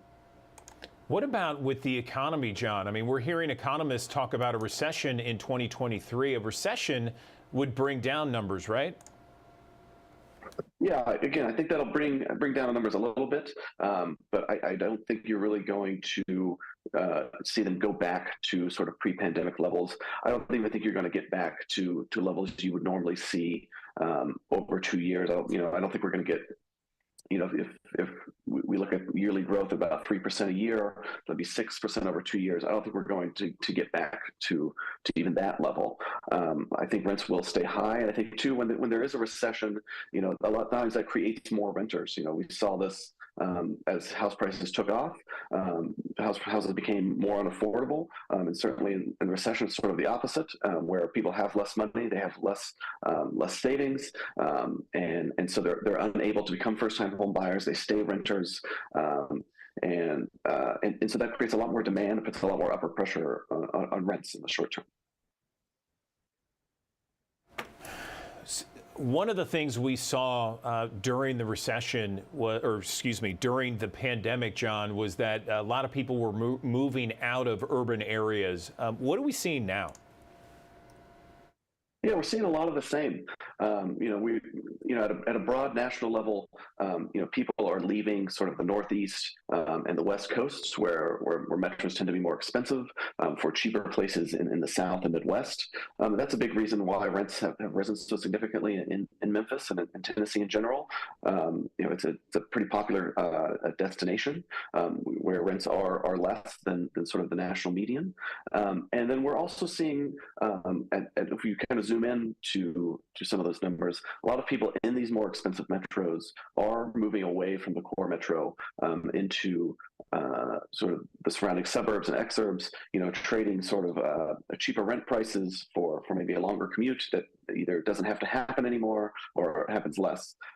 So yeah, we're definitely seeing a lot of moving around, or we did in 2023. It'll be interesting to see as these sort of post-pandemic work situations get more settled, how those migration patterns change, and how if people continue to move around as much as they have been. John, any final thoughts with regards to our viewers, again, in the Memphis, Tennessee area, North Mississippi, West Tennessee, Eastern Arkansas? Any final thoughts you'd like to tell some of those folks? Yeah, I think just, in general, if you're getting ready to sign a new lease, get ready to pay a little bit more. I think you're better off signing a lease now than you were 6 months ago. But you're going to pay more. But don't be afraid to negotiate with your landlord. Do your research. Show up educate yourself and show up ready to negotiate with your landlord. They don't have quite as much leverage as they did 6 months ago, so you might be able to save yourself a little bit of money there. All right, John Leckie, rent researcher, really appreciate it. And thank you for all the inside info. I know it's helpful to so many viewers out there. Thanks very much. Yeah, thanks for having me. You got it. All right, 2022 is a wrap, as we all know. Tax time is here. As you prepare your IRS forms and tax filings and everything else, by the way, April 18th is the deadline. The IRS is a warning of scams designed to steal your tax information. Consumer investigator Carice Jackman has more on how to protect your wallet. Tax season is fast approaching, and experts warn scammers are gearing up to steal your critical personal information. There are millions of dollars every year that fall victim to these scams, and so it's a really huge problem. Kimberly Palmer from NerdWallet says oftentimes victims are tricked into giving out their tax information. And they reach out to taxpayers claiming that they urgently need their personal information, their financial information, because you owe taxes, fees, penalties. But of course, none of that is true. The IRS says scammers trick people in many ways. Sometimes it comes in the form of a text with bogus links claiming to be from the IRS or other tax services. Another common phishing technique, a fraudulent email that appears to be from the IRS or a program closely linked to it. Remember, the IRS will never contact you through social media, via text, or initiate contact with you via email. The IRS says if you receive an unsolicited text, take a screenshot of it and include the screenshot in an email to phishing@irs.gov.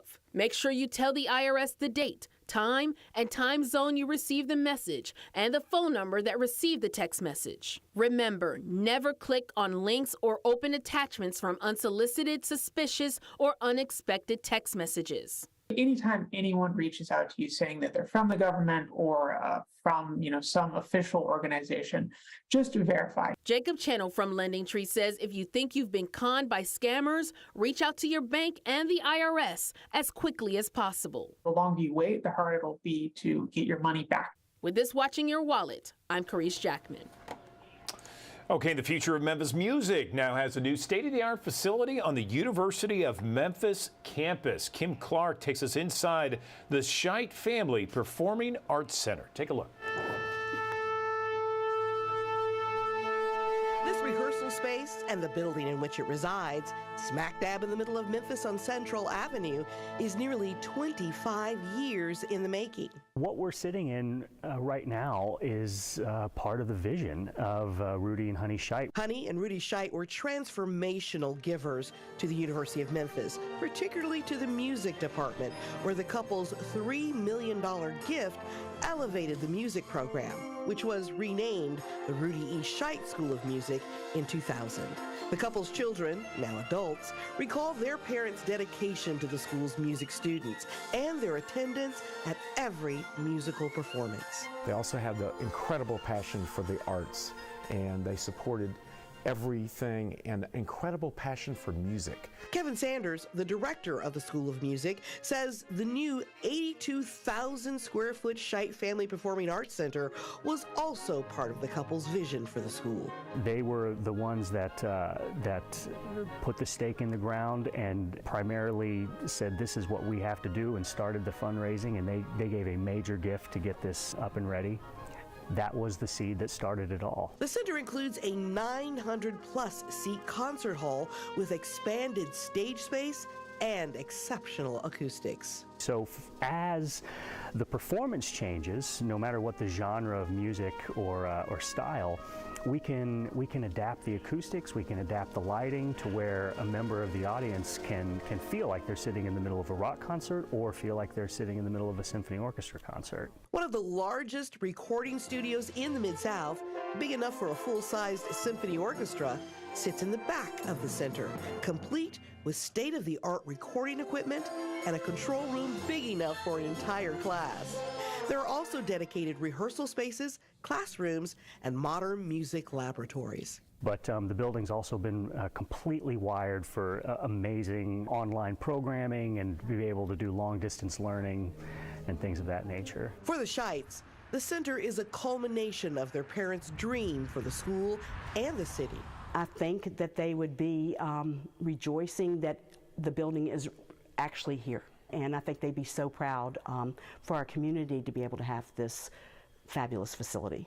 And although at its core the Scheit Center is about education, the entire Memphis community will be able to enjoy its many offerings, including but not limited to the area's many performing artists who will be invited to grace the stage. It's going to be wonderful for the Memphis community to be able to come in and see those concerts, but also for our students to be able to walk down the hallway, interact with those professional musicians, those professional artists, and all of that creates this really amazing environment that makes it special and makes it unique, that it's incredibly difficult to find that anywhere else in the country. I think they felt it was important to introduce arts to all, so that it's a transformative medium, and specifically they wanted to help the students in Memphis continue the legend that we are of the city of making fabulous musicians. The Scheidt Family Performing Arts Center, giving School of Music students real-world experiences and the community world-class entertainment. More reasons to be proud to call the Mid-South home. Kim Clark, Action News 5. All right, so Hugh Jackman, Kourtney Kardashian, Jennifer Aniston, J-Lo, Elon Musk, just a few of the people that swear by intermittent fasting. Is it really safe? How do you actually know you're doing intermittent fasting? What will it do for you? Would it help you reach your health goals in 2023? Let's bring in Dr. Amy Duffy here. She is the international best-selling author of Normal Doesn't Have Side Effects, and she has been a part of the Action News 5 digital desk in the past. We appreciate you coming on once again, Amy. Happy New Year. Happy New Year to you. I'm so excited to be here and share this information. It's super fun. Yeah, I am a person that loves to intermittent fast myself. I do it at work, and I have kind of like a, 10 to 12 hour window. First, explain what it is for our audience out there, and some of the different ways, because there's all kinds of different ways, I guess, to define intermittent fasting, right? Absolutely. There's a lot of ways. I kind of narrow it down to two different ways when I'm talking to my patients. I have the calendar way and I have the clock way. So the calendar way, this makes it a little bit more easy to process.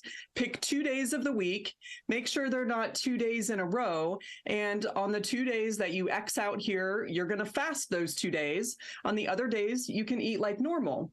You can also adjust this different weeks throughout the month. So let's say you got a hot date one night, you want to adjust your time or something going on at work. So this way, it's super easy. A little bit more difficult to fast for a whole day.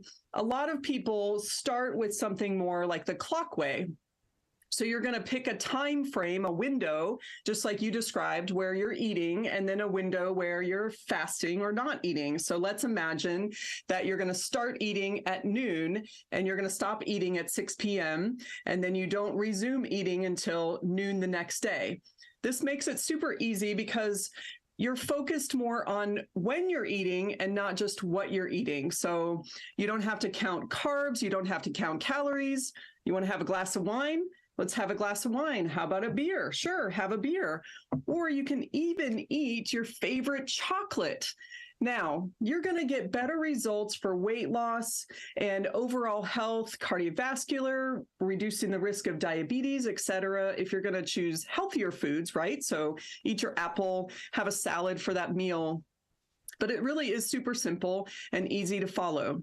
I get a lot of questions, Dr. Duffy, is this safe for us to do? And intermittent fasting can be really safe. In fact, we're seeing a lot of data. That's why doctors are loving it, that it really works, not just for weight loss, for actually reducing our risk of disease. So it's very safe, and we're really recommending it to a lot of people.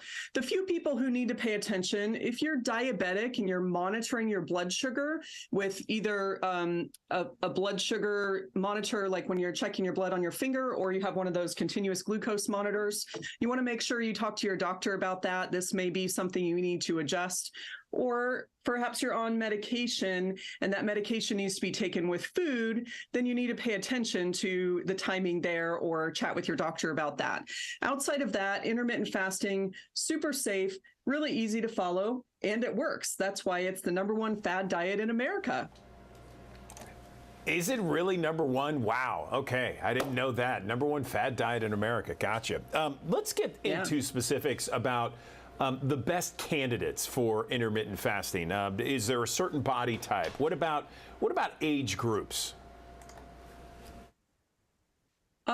Kids are growing, so we certainly don't want to restrict them. Usually kids are eating more for natural hunger as opposed to sometimes we just want to eat because we're feeling munchy or something like that. So probably you want to wait until they're older teenagers or adults before they start fasting. But kids will actually naturally fast. They just don't eat when they're not hungry, right? So that's okay, age-wise. As we get older, really, there's no age limit where you would not want to intermittent fast. So that's pretty easy to do. Really, every body type is great. And one of the best things about intermittent fasting, it's not like the keto diet. Keto is okay, and you're going to get results from that, but it's really short-lived. It's hard to live in the keto world for a really long time. But once you start to get used to intermittent fasting, this can be something that you can do for life. So it's really a great thing for anybody who's trying to either maintain their weight or really try to lose weight. If you're going to lose weight, you may want to avoid some of those fun foods that we were talking about, at least in the beginning, until you get to your maintenance weight. But really, that's what's so great about intermittent fasting is it really can be for anyone. Yeah, it is. And it's something that I've enjoyed. I do it usually at work, and I don't generally do it on the weekends. But questions around intermittent fasting, because then some people ask, well, what about someone who doesn't eat all day or goes several days and all they have is, water or coffee or something like that? Is that safe? I always hear that when you do intermittent fasting or when you fast for, let's say, a day or so, it really helps your cells. Is that accurate?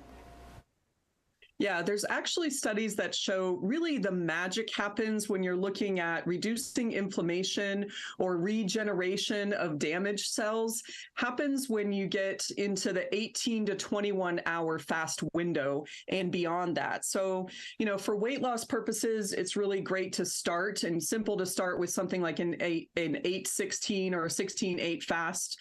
But when you're really trying to correct some dysfunction there or reduce inflammation, you want to get into those longer fasts. And there are some studies where doing a longer, 24-hour, 36-hour fast can really be beneficial, especially like for cancer. We're kind of starving the cancer, if you want to think about it that way. So there's some studies that really look around that. Of course, you want to make sure that you're hydrated. And again, if you're struggling with low blood sugar, things like that, then you just want to pay attention to that. Sometimes there are some foods that are allowed in the fasting. So some of those fasting days, there's some articles that talk about you can eat up to 500 calories and that still would be considered a fast. There are other people who do what they call one meal a day. And basically they're fasting throughout the day and they just have one meal. So it's not even a window of, time 6 hours. It's just one meal a day. Again, the term intermittent fasting is important. So if you go to one meal a day, that's okay, but you may want to adjust that throughout your week in terms of what time that meal is, because if you do that every day for the rest of your life, your body's going to adapt to that. And then it's not really intermittent anymore. So, once you get into it, you may want to start adjusting that time frame a little bit. What does it do for your metabolism? Does it speed it up? Does it slow it down? Do we know? There's kind of this idea that people who are gaining weight or can't lose weight have a slow metabolism. And then people who can, it seems like they just have an unlimited amount of food that they can eat, but they're still skinny, have a fast metabolism. I don't know that that's really real. I mean, there's so many different variables that go into that. So intermittent fasting, I would say probably, whether you want to call it metabolism, but when you're fasting, it actually speeds up your body's ability to get stored fat. So you're not starving yourself. If you go into starvation mode over a long period of time, your body starts looking for energy in the form of your muscle. So it's going to use up muscle, where the ability with intermittent fasting is actually gathering your fat cells. So your metabolism improves in the fact that it's helping you to burn fat instead of burn calories from muscle or your food, basically. So it's really going to help you lose more fat. All right, so if our viewers are interested, we've been talking about this for a few minutes. They're interested. They're like, okay, let me try this out. What would be your recommendation if someone wanted to try out intermittent fasting, Amy? Yeah, that clock way is the easiest way, is just pick a window, between 6 and 8 hours that you're going to eat, and then the window between 16 to 18 hours that you're fasting. The easiest way, just like I described, is to start at noon, end at 6 or 7 p.m. That way you're sleeping through a good, if we're getting the 8 hours of sleep we're supposed to, you're sleeping during most of your fasting. A lot of people aren't starving first thing in the morning. You can have tea, you can have black coffee. You just don't want to consume a lot of calories. Make sure, you're still well hydrated. And then you just start eating again at lunchtime the next day. That is the easiest way to get started. Awesome. Amy Duffy, we really appreciate your analysis, your insight on this. And thanks so very much. Happy New Year to you. Much success in 2023. Absolutely. Thank you.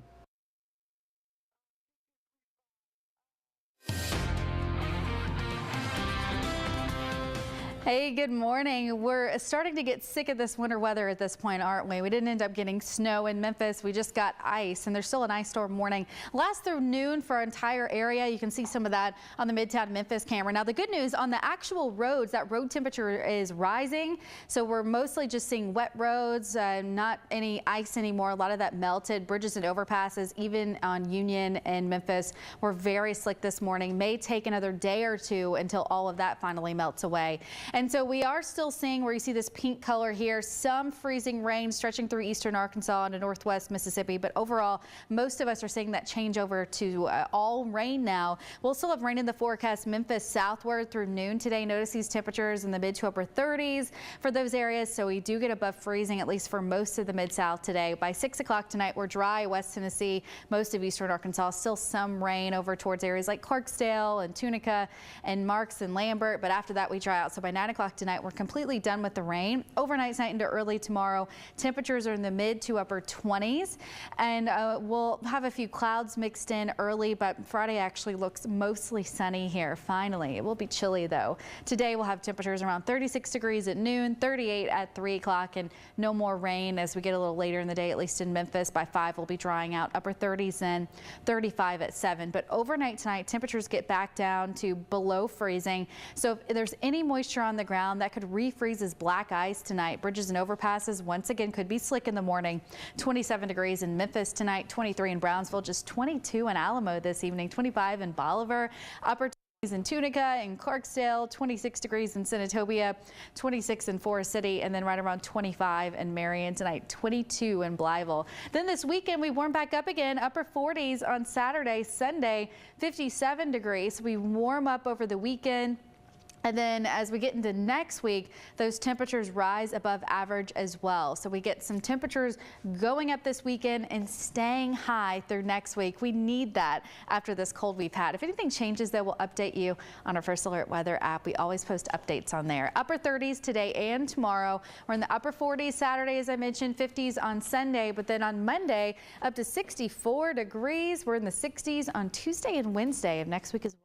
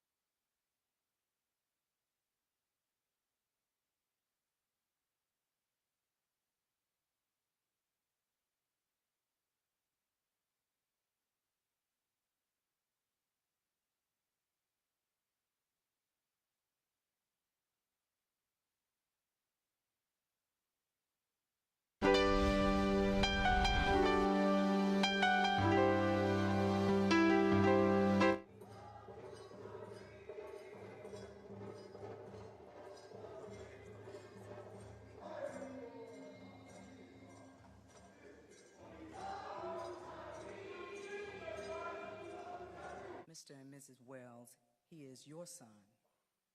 Now he is our son.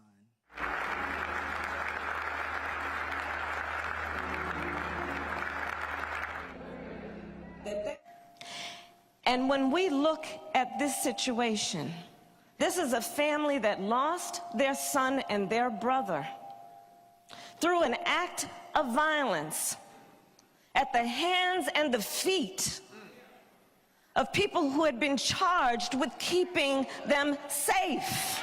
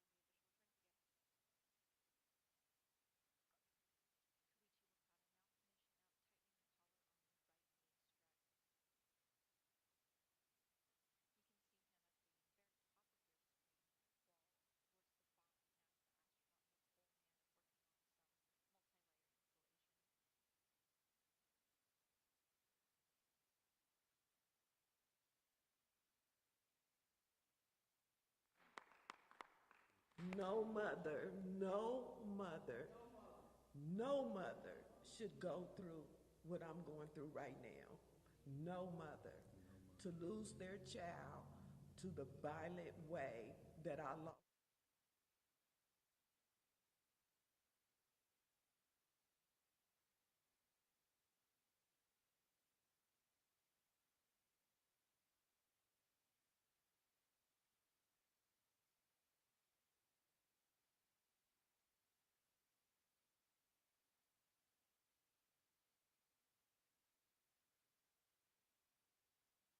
I know where it's at now. It's not going to be an easy one to fix, though. The life of an HVAC technician during a winter storm is a stressful one. The phone rings around the horn as the temperatures continue to drop. We want to try to get to all of them, but we can't. There's not enough guys to go around. So it doesn't matter who you call. Sometimes you're not going to get anybody out. Michael Chrisman is the owner of Northeast Arkansas Heating and Cooling. And he said, when we get those freezing temps, there is one part of your heater that sees the most problems. You know, heat pumps are good for a certain climate, and we get the kind of weather that comes from up north sometimes, like these polar plunges that come down, and they struggle to keep efficiency around that time. Now, in terms of ways of preventing this, it all needs to be done before the cold weather moves in. As Chrisman says, he encourages people to get their system checked out every fall. If people don't get them checked out and the cold weather hits, then they're scrambling if something happens. Unfortunately, because of the demand on technicians, if your heat does go out during a winter blast, Chrisman says you may have to hunker down for a little bit. I feel bad for them because if it's 16 degrees and your heat's not working, you're looking at major problems. You know, busted plumbing, and elderly people freezing to death. With a possible warm up over the weekend, Chrisman is looking forward to putting this winter storm in the rearview mirror. Hopefully the roads will get better and we can get back to doing installs and slow down the service work and play catch up on the repairs. So yeah, we're looking forward to that. Good morning, everyone. Andrew Douglas in the Action News 5 digital desk. We often associate acne breakouts with our teen years, but for so many Americans out there, breakouts aren't just a distant memory. In fact, acne is the most prevalent skin disease right now, affecting up to 80% of people at some point during their lives. Let's talk about acne, some of the causes, and what we can do to help ourselves with the one and only Dr. Pimple Popper. Dr. Sandra Lee, dermatologist, is with us here on the Action News 5 digital desk. Dr. Lee, thanks so much for joining us. How are you? I'm fine. How are you guys? We are doing well, thank you very much. So, so tell us, what is the cause of acne primarily? Well, acne is caused by oily skin or sebum that builds up in our pores, and sebum is really largely controlled by hormones. So really, that's really what causes everything. Hormones are also called androgens. These increase and decrease throughout our lifetime, so they fluctuate. And so when they are higher, like during teenage years, that's when you have more acne breakouts. And so actually, though, throughout your life, it can really fluctuate and go up and down so that, you can get them when you're 50. You can even get acne when you're in your 50s and your 60s. So it doesn't really matter your age or your gender. Hormones. So tell me about the AHA Acne Hormones campaign that you are a part of. I guess it spotlights the role of hormones as the underlying cause of acne. Tell me more. Yeah, I think it's important for people to understand why we get acne breakouts. And that's really a key to treating, because I think people feel really helpless when they have a breakout and they don't know how to treat it. And then you get some kind of, treatment regimen from your doctor and you're like, well, I don't even know what this does. I don't know, what it's doing. I don't know if it's going to work or not. But if people understand that it's caused by hormones specifically, and that a certain medication is going to specifically help to treat those or lower those hormones in your skin, then I think people are going to be more willing to use it, and they're going to actually also feel really like a part of the treatment, right? They're going to feel like they have control over their own skin. Dr. Lee, you have this show on TLC, and it's a hit show. So many people watch it, but it's interesting. I know in our viewers, and you might find this yourself, that people are in either one of two camps. They either love the show or they can't stand it because they can't stand watching the video. Tell me about your success and what the show's like. Well, I think it became successful because either people hate it or they love it, but either way, they're talking about it, right? So that's really what really drove the interest or, the popularity of the show. And I really think what's great about it is even if you have to look away at certain parts, there's such a wonderful story there. You really meet people that you kind of connect with because you see how we can change their lives in very positive ways. And so it's a really great feel-good story. It just really kind of starts with something that's a little bit maybe a little uncomfortable to watch or uncomfortable to see. But that's what's really great about it. I feel so lucky to be a part of it. So many people watching right now either have a family member or a friend that has been affected by serious acne throughout some point of their lives. Can you maybe talk about some myths and misconceptions about acne? Sure. I think greasy food, right? I'm sure like a mom has told a son, you stop eating that pizza because that's really just going to make your acne worse. Well, pizza only causes acne if you rub it all over your face because that's where you're getting oil on your skin. Eating pizza is not going to transfer to oil increasing in your skin. So that's one myth. Also, you need to wash your face more because your skin is just dirty and that's why you're getting acne. Well, actually overwashing your face can make your acne much worse and make your skin really irritated and, even increase the risk for scarring and bleeding and things like that. So, I think what's really important is to get people understanding the root cause of acne, which is really due to our hormones. And in many ways, we can't really control that unless you really use some medications that are going to specifically help to lower those levels. What about your gut? I hear a lot of doctors talk about your microbiome, your gut as maybe a source of some acne out there. Is that true? I think that the microbiome and, people doing probiotics and prebiotics and postbiotics are all to try to increase the health of our gut and also potentially increase the health of our skin in many ways. And, there's a lot of new things that we're learning in that sort of arena. But it's just part of the whole process. And I think in general, if we feel healthy, in general, our skin is going to look more healthy. We're going to feel good about ourselves. If you had to maybe give 3 headlines of the best things for teenagers and adults to do in order to maintain a clean, healthy skin without acne, what would you tell them? I would say make sure to address your skin if it is oily, because the oiliness is really what is a key promoter for acne. I would say for the health of your skin, make sure you wear sunscreen and protect it from sun damage or premature aging, skin cancer, that sort of thing. And the third is probably to smile and be happy, because happiness really, really makes us feel good and really makes your skin look better. And really, when you smile, you have fewer wrinkles too. So. Quickly, where can people get more information from you with regards to the campaign that you're on and acne health overall? Yes, there's a website, acnehormones.com. Awesome. All right, Dr. Sandra Lee, Dr. Pimple Popper, thanks so much for joining us on the Action News 5 Digital Desk. We appreciate your info. Thank you. Okay, so right now I want to show you the latest edition of Memphis Magazine. It arrived in my mailbox just a few days ago, and this one is going to be a great one for the month of February. The food issue.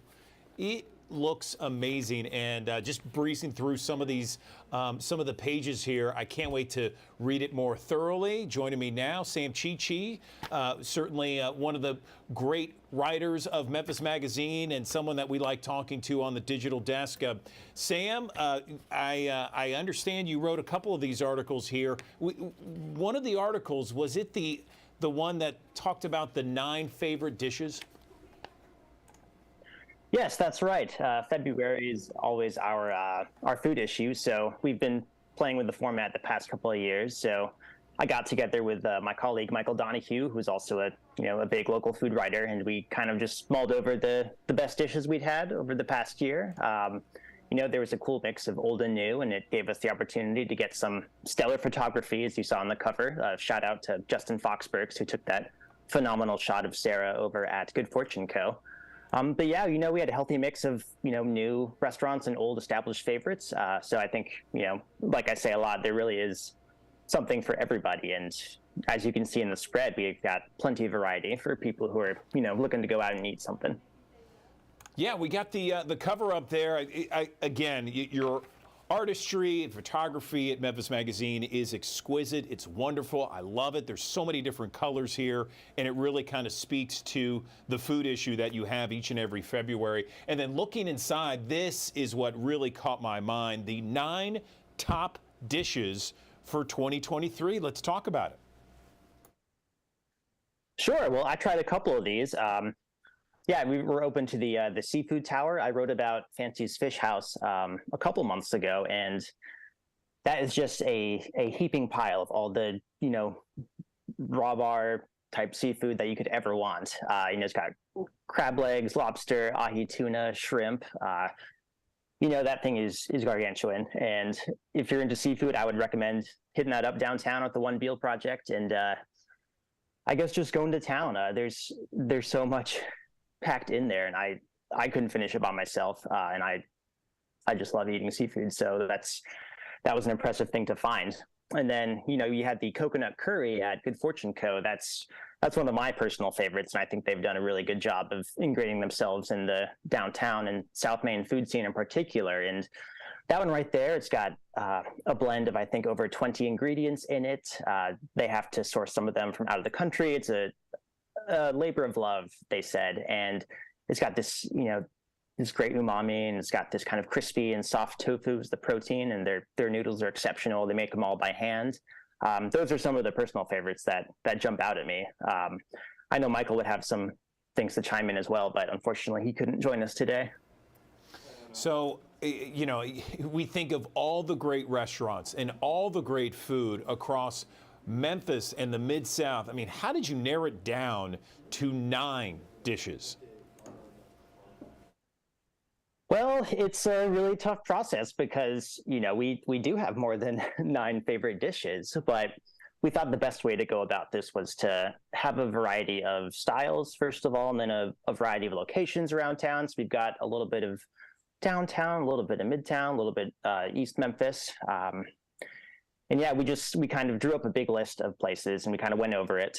We talked about what we'd tried recently, kind of some things that had come on the scene in the past couple of months that readers might want to know about, and then just focus on some other staples. And we just put our heads together and, whittled that list down until we had just 9 dishes that we really wanted to focus on that we thought really captured the Memphis dining scene for 2022. I love it. I love it. And if people are getting ready for lunch, they got some options now and might be getting hungry. I'm also a big seafood guy, so seeing that seafood tower there really is something that's attractive to me. And I haven't checked out Fancy's house. Can you tell me more about it? Sure. It's been open for almost a year now, but they just revamped their whole menu with a new head chef, Nate Hensler, a couple months ago. So everything you see on there is going to be a lot different. But they have a phenomenal selection of fresh fish that they bring in, a pretty extensive menu with all types of stuff. I'm blanking on the one that I specifically tried last time I went, but it was made with this really good soy miso glaze, which gave it a nice kind of little sweet, smoky finish to it. If you're a seafood guy, you absolutely have to check it out. And they have a lot of other options too, like a really good beef entree and some other, non-fish options if, you're dining out with some people who aren't into seafood. So there's something for everybody. And then once the weather gets better, they've got a really nice patio overlooking the Mississippi River. It's really just a great place to go kick back, even grab a cocktail or two and, look out at the views or, hang out there before you go to see a show at the Orpheum, maybe. It's a really cool new spot, and I think people should really give it a chance. They've done an exceptional job over there. Sam, I appreciate it. I want to bring in the Memphis Magazine's CEO and editor-in-chief, Anna Traverse-Vogel, to talk more about the issue. Anna, good morning. How are you? Hey, Andrew. I'm doing fine, thanks. How are you? Doing well, thank you. So I love, I know you've been listening to the conversation. I just really love the cover here. It's great, it's funny, it's cute. And then seeing all the articles, and particularly this article, the images here really don't do it justice. I mean, the pictures are so good in the Memphis Magazine. It almost makes me want to eat the pages. They're that good. Well, I don't recommend eating the pages, but I'm delighted that you have that thought. Yeah, we really try to create a beautiful product every month. I mean, of course, all of our stories end up online on memphismagazine.com, but if people really want to appreciate the lush beauty and the really inviting qualities of these pages and of the dishes and other things that they capture, I just really recommend getting a print copy, either subscribing or picking it up on a local newsstand, because you really just can't beat the feeling of, I have a prop here, of holding it in your hand. It's just a very different reading experience, and I am heavily biased, but I'm a big fan. And yeah, I mean, this issue is always a favorite of ours. It's fun to spend a month thinking about local food and local restaurants in particular. Of course, it's been a challenging few years for local restaurants and other small businesses. So we really love having the opportunity to shout them out and help remind people of all of the great reasons that we have to patronize them. I wrote in my editor's column this month about a lunch that some colleagues and I had at a restaurant that I won't name. But it is a place that I think a lot of Memphians love, and we spent 2 hours there. Nobody else walked through the door. Some places are doing great, and others, if you have loved a place for a long time and maybe you haven't been inside in a couple of years, maybe this is your reminder to go show them some actual love. because I know we all want those places to stick around. And so, yeah, we just really do our best to lift up a wide variety of local restaurants, just to make sure that they all kind of stay on the front burner, if you'll pardon the terrible pun.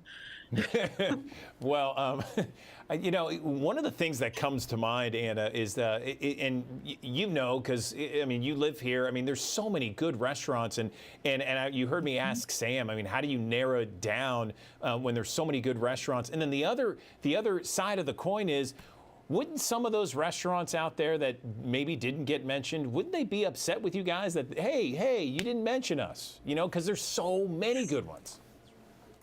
Yeah, I totally hear you. You know, we really try to make sure that we don't just go back to the same wells over and over again. We try to visit a wide variety of restaurants. Typically, each month we have both a restaurant review and often also a separate shorter column that we call tidbits. That's like a quicker visit to a local restaurant. We also, you know, if people haven't picked up the print issue in a while, the print issue actually has a long and expansive listing every month that we call our city dining listings, that includes hundreds of local restaurants. And, you know, we don't charge them to be in there. It's just a service that we provide to our readers.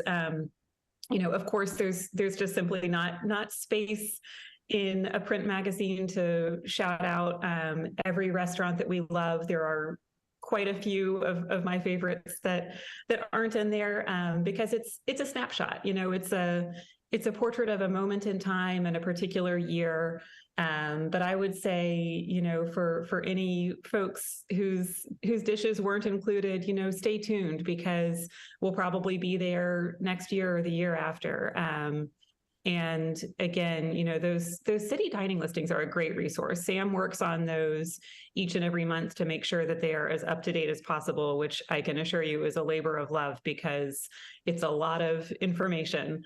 And, you know, if people are trying to figure out, you know, maybe where to go on a Saturday night, especially once we escape from all this ice, you know, I would really recommend opening up those listings in Memphis Magazine and just think about, you know, maybe where you haven't been in a while and you love their food, but for whatever reason, they've just fallen out of your rotation, which I totally get it. You know, I'm a creature of habit too. We all get into those patterns where we're going to the same three places every time. But, you know, maybe this is your reminder to look at those listings of hundreds of restaurants and think about where maybe you want to spend a few hours and a few dollars. Before we let you go, Anna, I wanted to take a look, or I did take a look, and I saw at the end CEOs of the Year 2023. Did you want to say anything about that column? Because it was nice to kind of see that too. Yeah. So, you know, I have to say, I might need to turn the mic back over to Sam. He's our Inside Memphis business editor, as well as our food guy for the magazine. But yeah, so that's an annual feature that we do. And, you know, maybe if there's an opportunity later in the month for y'all to dive into those in more depth, that would be great, because there are some really wonderful profiles and some very, very effective local leaders who are highlighted there. You know, what we talk about is that good leadership is so important to our local businesses and our local community as a whole. You know, I think in Memphis, a leader can really have kind of an outsized influence because of the way that this community is so tight knit and everybody knows everybody. You know, you don't have to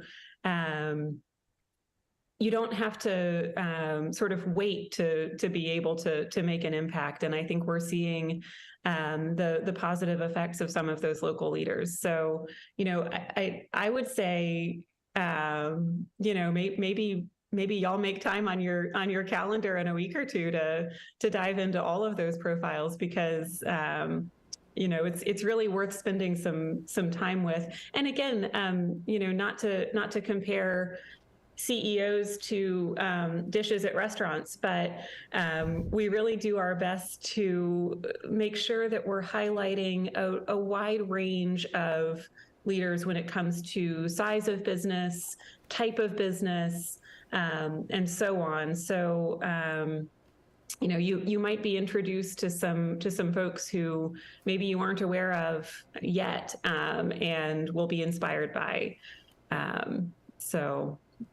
So yeah. Sam, do you want to add anything? We appreciate you. I just wanted to say, Anna, that you being the CEO and editor-in-chief of Contemporary Media and Memphis Magazine. So thank you. Your leadership is fantastic because we got a great product as a result. Let's ask Sam if he has any closing comments, but because I think that CEO article deserves its own interview. But Sam, anything else you want to mention before we wrap this up? Maybe he's gone. Well, I think. Oh, there he is. Here I am. Yeah, I think Anna summed it up pretty well, and she took a line that I was going to say about comparing CEOs to dishes. But again, it was very hard to pick. We had another large pool of candidates to select from this year, and everyone on the list was doing amazing things for the city. And every time we do this, like she said, this is a way to either recognize an established leader who's been doing great things for a long time, or maybe introduce Memphis to someone who's been doing great work under the radar.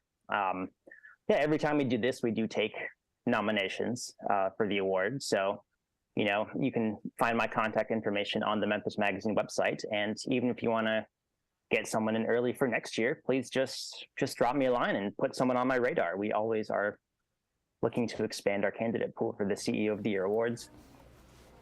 Okay, Sam Chichi, thank you. Anna Traverse-Vogel, thank you. We appreciate it. As always, have yourself a great rest of the day and a great weekend. Thank you so much, Andrew. Thanks, Andrew. Okay, thank you. All right, so we've been talking a lot about all the ice and all the freezing temperatures, and one of these days soon, okay, soon it's going to melt. In fact, it's rapidly approaching. In fact, this weekend it's going to be nice, and then next week, look out, 60s in the forecast. Brittany Bryan has more. Hey, good morning. We're starting to get sick of this winter weather at this point, aren't we? We didn't end up getting snow in Memphis. We just got ice, and there's still an ice storm warning. Lasts through noon for our entire area. You can see some of that on the Midtown Memphis camera. Now, the good news on the actual roads, that road temperature is rising. So we're mostly just seeing wet roads, not any ice anymore. A lot of that melted. Bridges and overpasses, even on Union and Memphis, were very slick this morning. May take another day or two until all of that finally melts away.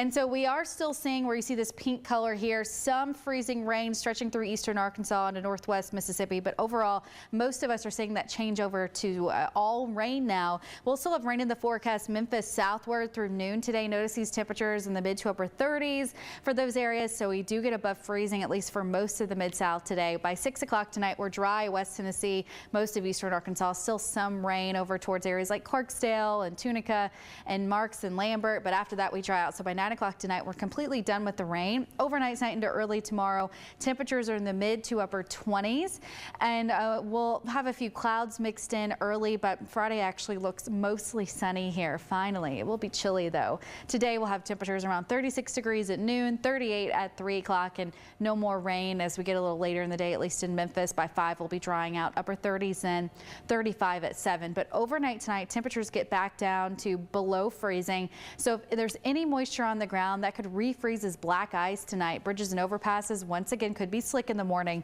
27 degrees in Memphis tonight, 23 in Brownsville, just 22 in Alamo this evening, 25 in Bolivar, upper 20s in Tunica and Clarksdale, 26 degrees in Senatobia, 26 in Forest City, and then right around 25 in Marion tonight, 22 in Blytheville. Then this weekend we warm back up again, upper 40s on Saturday, Sunday, 57 degrees. We warm up over the weekend. And then as we get into next week, those temperatures rise above average as well. So we get some temperatures going up this weekend and staying high through next week. We need that after this cold we've had. If anything changes, though, we'll update you on our First Alert Weather app. We always post updates on there. Upper 30s today and tomorrow. We're in the upper 40s Saturday, as I mentioned, 50s on Sunday, but then on Monday up to 64 degrees. We're in the 60s on Tuesday and Wednesday of next week as well.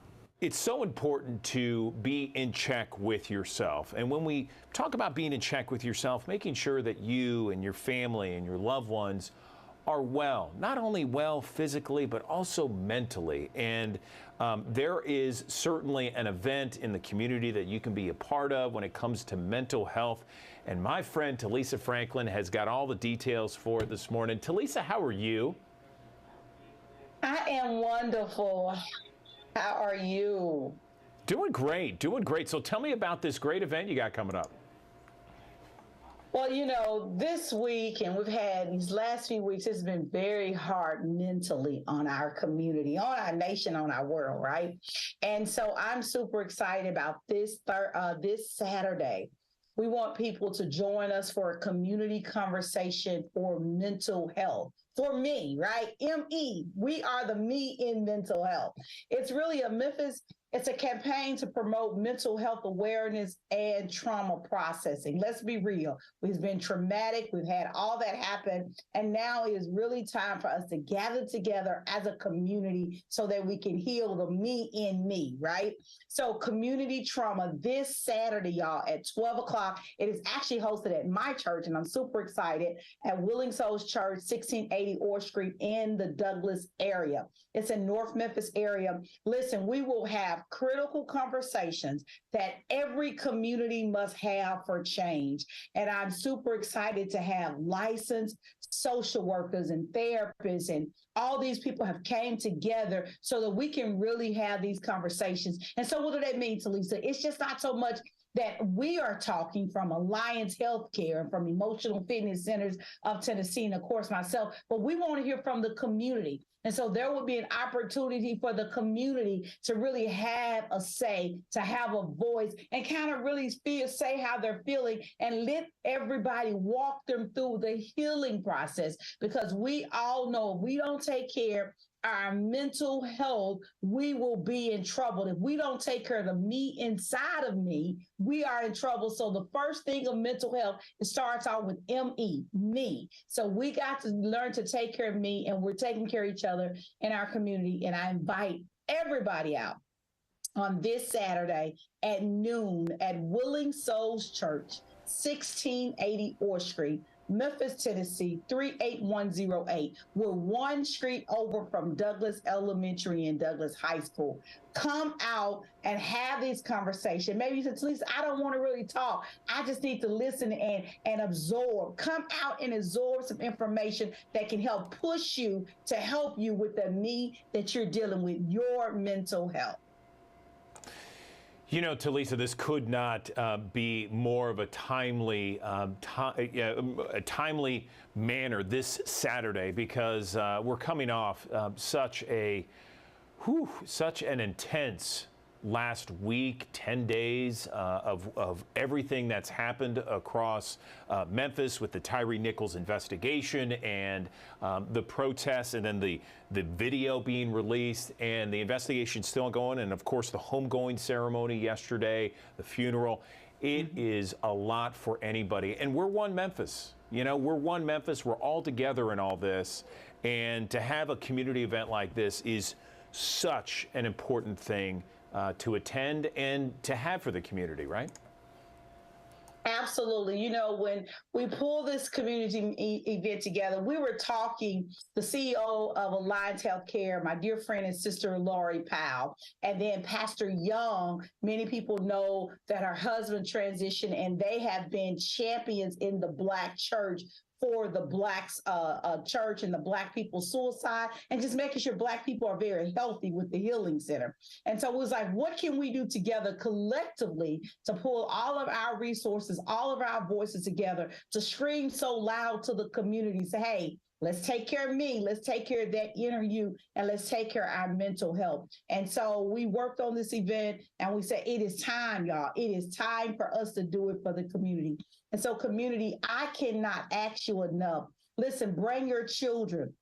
And especially, I want to personally invite mothers that has children, especially boys, has passed over, has crossed over. This area of events have been triggering for so many. Andrew, I've talked to so many of my mothers and my girlfriends that has had sons and have gotten killed in this city. And this has been triggering for them, right? It's been triggering their mental well-being. They thought they were healing, and then this happened and it triggered them. So every mother, even for me, it was a trigger for me, and I had to keep it in check. That I have a Black son, right? And my Black son is little. He loved video games. He loved to eat cereal all day. He had some of the same things that the lovely Tyree had. It could have been my son, right? And so I had to really sit back, breathe, and say, okay, this situation happened. What are you going to do, Talisa, to make sure your mental health is intact? But I can't do it by myself. I want all my sisters and all my brothers to listen, bring out the young people, because our young people mental health matters as well. Bring out everybody you know that has been seeing this and maybe saw the tape one time too many, and they're having a hard time to process this trauma. We want to help them on this Saturday at 12 noon at Willing Souls Church, 1680 Orr Street, Memphis, Tennessee. Senior pastor, my uncle daddy, Pastor Forrest Franklin. I'm excited to make sure that we host this event at our church. There it is, and for anyone who needs it, and certainly for anyone, a critical conversation, as it says, critical conversations that every community must have for change. Talisa Franklin, you always bring it each and every time we talk about issues with the community, the culture, and the conversation. Of course, WAVN, the trend is where you are. Anything else before we let you go, Talisa? Hey, just make sure you keep your dials locked on FM 104 AM 1240, WAVN The Trend, where we're definitely trending the music, the culture, and the conversations. And y'all know the conversations, even on my show these last few days, is all about mental health. I want us in Memphis to be healthy Memphis in our mental health. Amen, sister. I can't agree with you more, and I appreciate all that you do to really uplift and help our community. Thanks so much. Thank you so much. Let's talk about rent for a moment. Rent year over year, the growth continued to slow in the month of December. 4.77% increase was the lowest yearly change since July of 2021. It represents the fourth consecutive month of single-digit increases. Let's bring in Rent.com researcher here, John Leckie, joining us on the Action News 5 digital desk. John, tell us where we are. First off, good morning. I appreciate you joining us. Tell us where we are when it comes to rent and inflation and prices going through the roof. I mean, the last time we talked to Rent.com, prices were soaring. It feels like we may have hit a plateau. Am I reading it right? Yeah, I think you are reading it right. I think we have hit a bit of a plateau.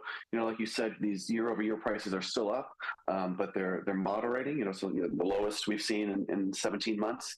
You know, and in the short term, prices are down month over month as well. They were down 1.41% from November to December. And that makes 3 of the last 4 months which rents have been down. So it really seems like rents are starting to moderate. I think they've reached a new level. I feel a little bit higher than they probably were before. But I feel like we're moving into a period where this extreme growth is probably behind us. Yeah, I feel like it's still got a long way to go to come back down. I mean, it shot up so fast, and it was such an issue for so long. Tell us where we are in terms of Memphis, Tennessee, North Mississippi, Eastern Arkansas. That's kind of our area, the Mid-South, we call it.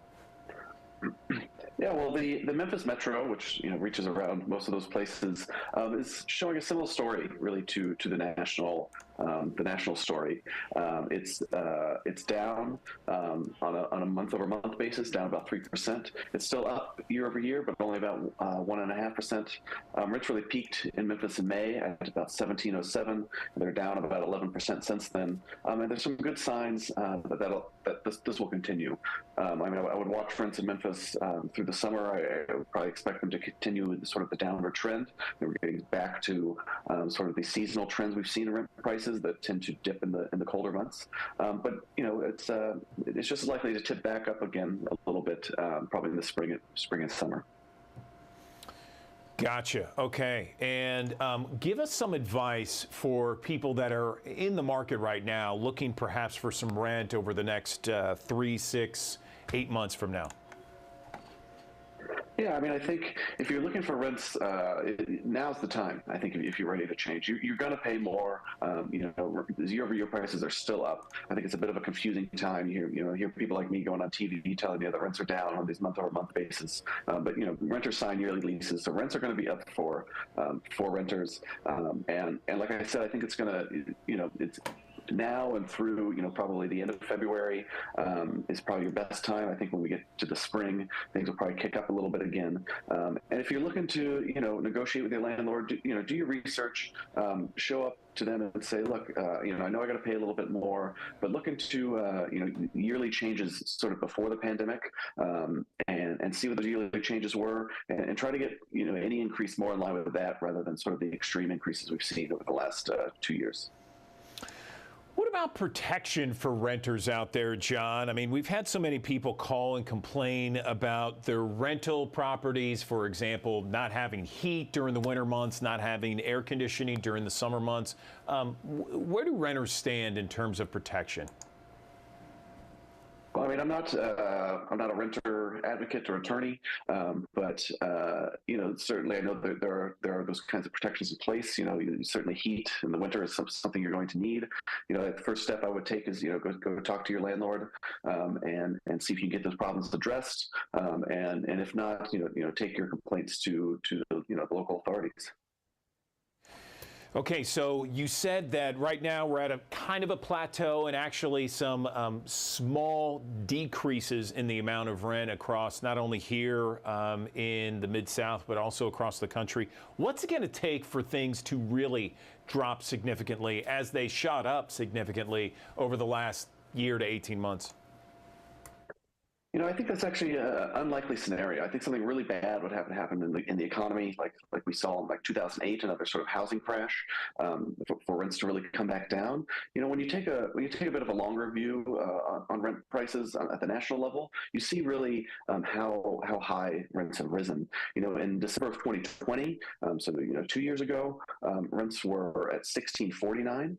And that's $329 less than what rents are today. That's about a 20% increase over 2 years. That's pretty significant. Usually when we look at rent prices, we're seeing yearly changes between 2, 3, 4% year over year.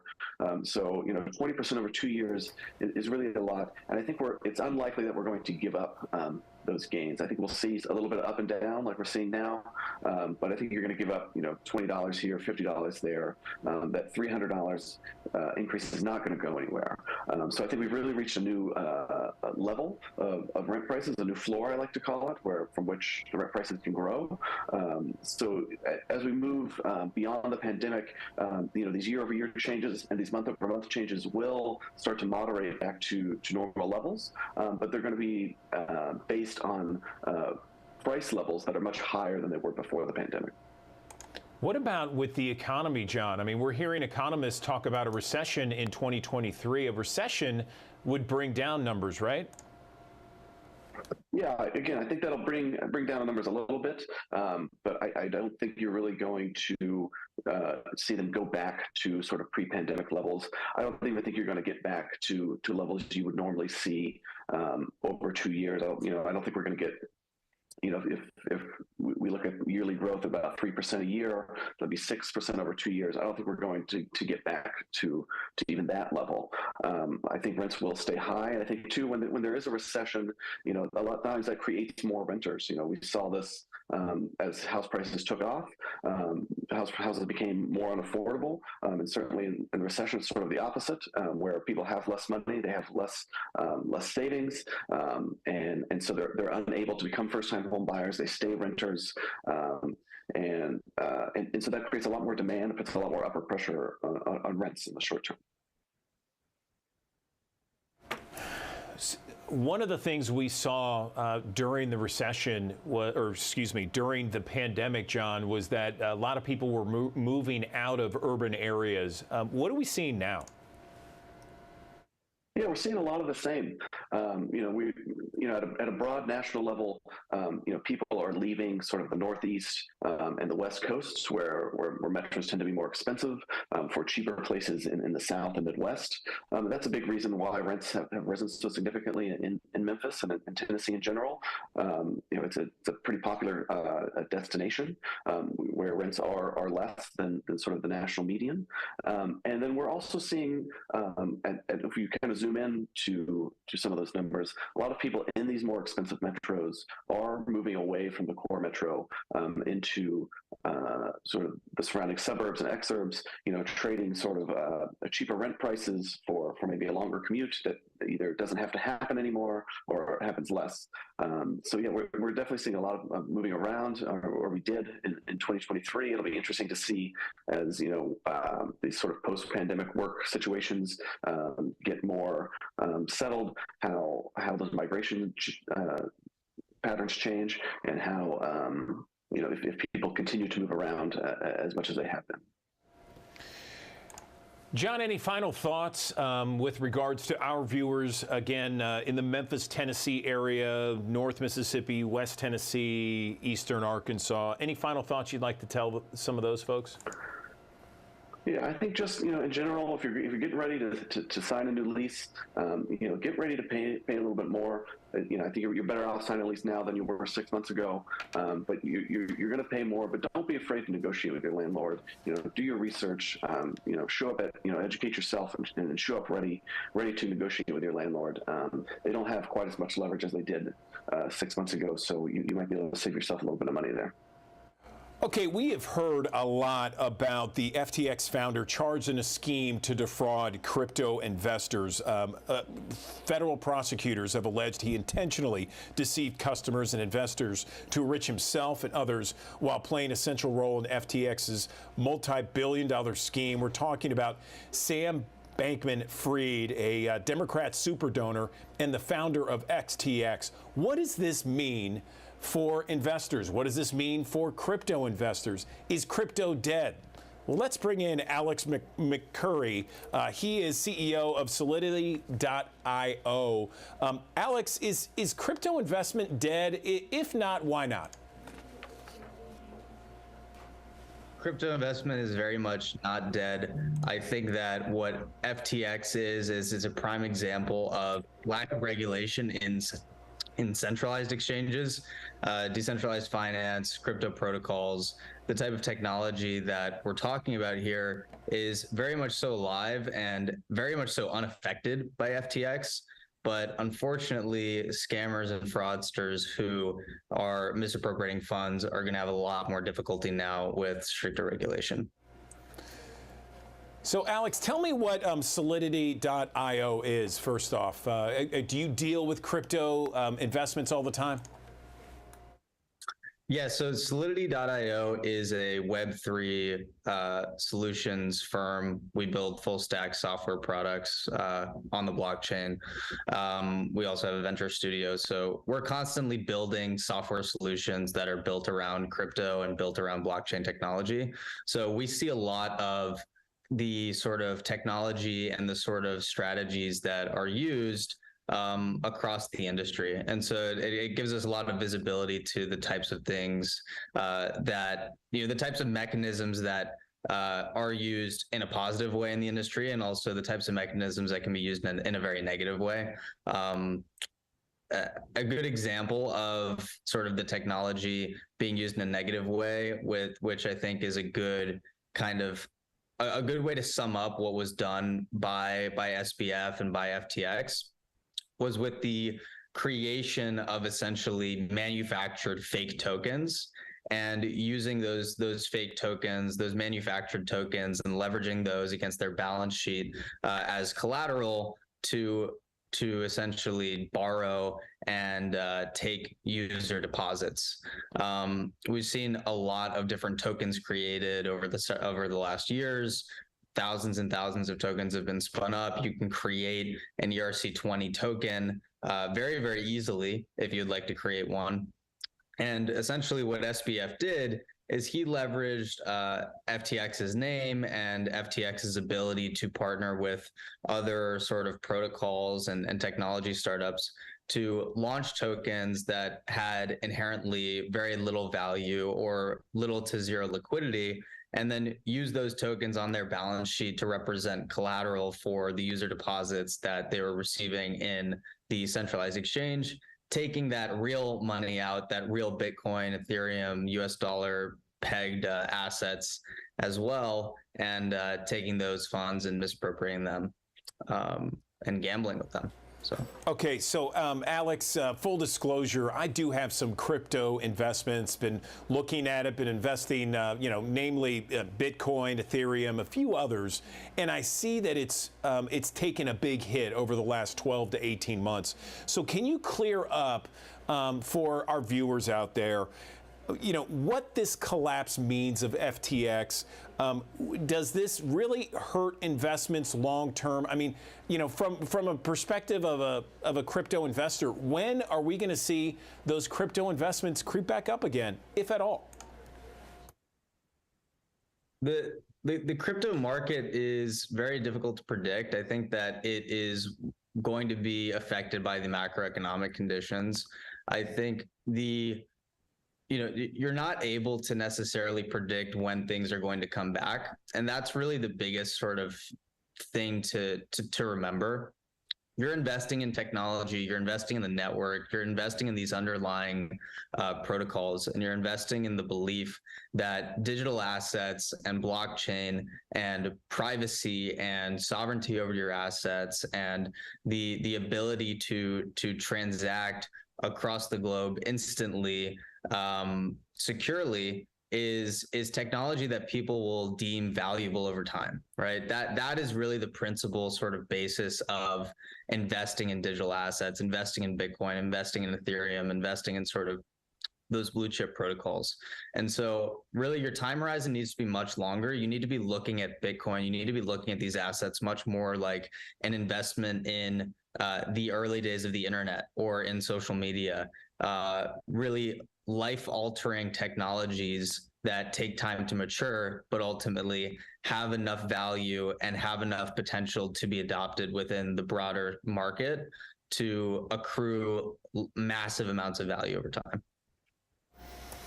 So let me ask you this, because you mentioned that it's very unpredictable right now of where the crypto market is going. I mean, wouldn't that scare investors right now? I mean, I don't want to invest in anything unpredictable. I mean, there's so many risks involved.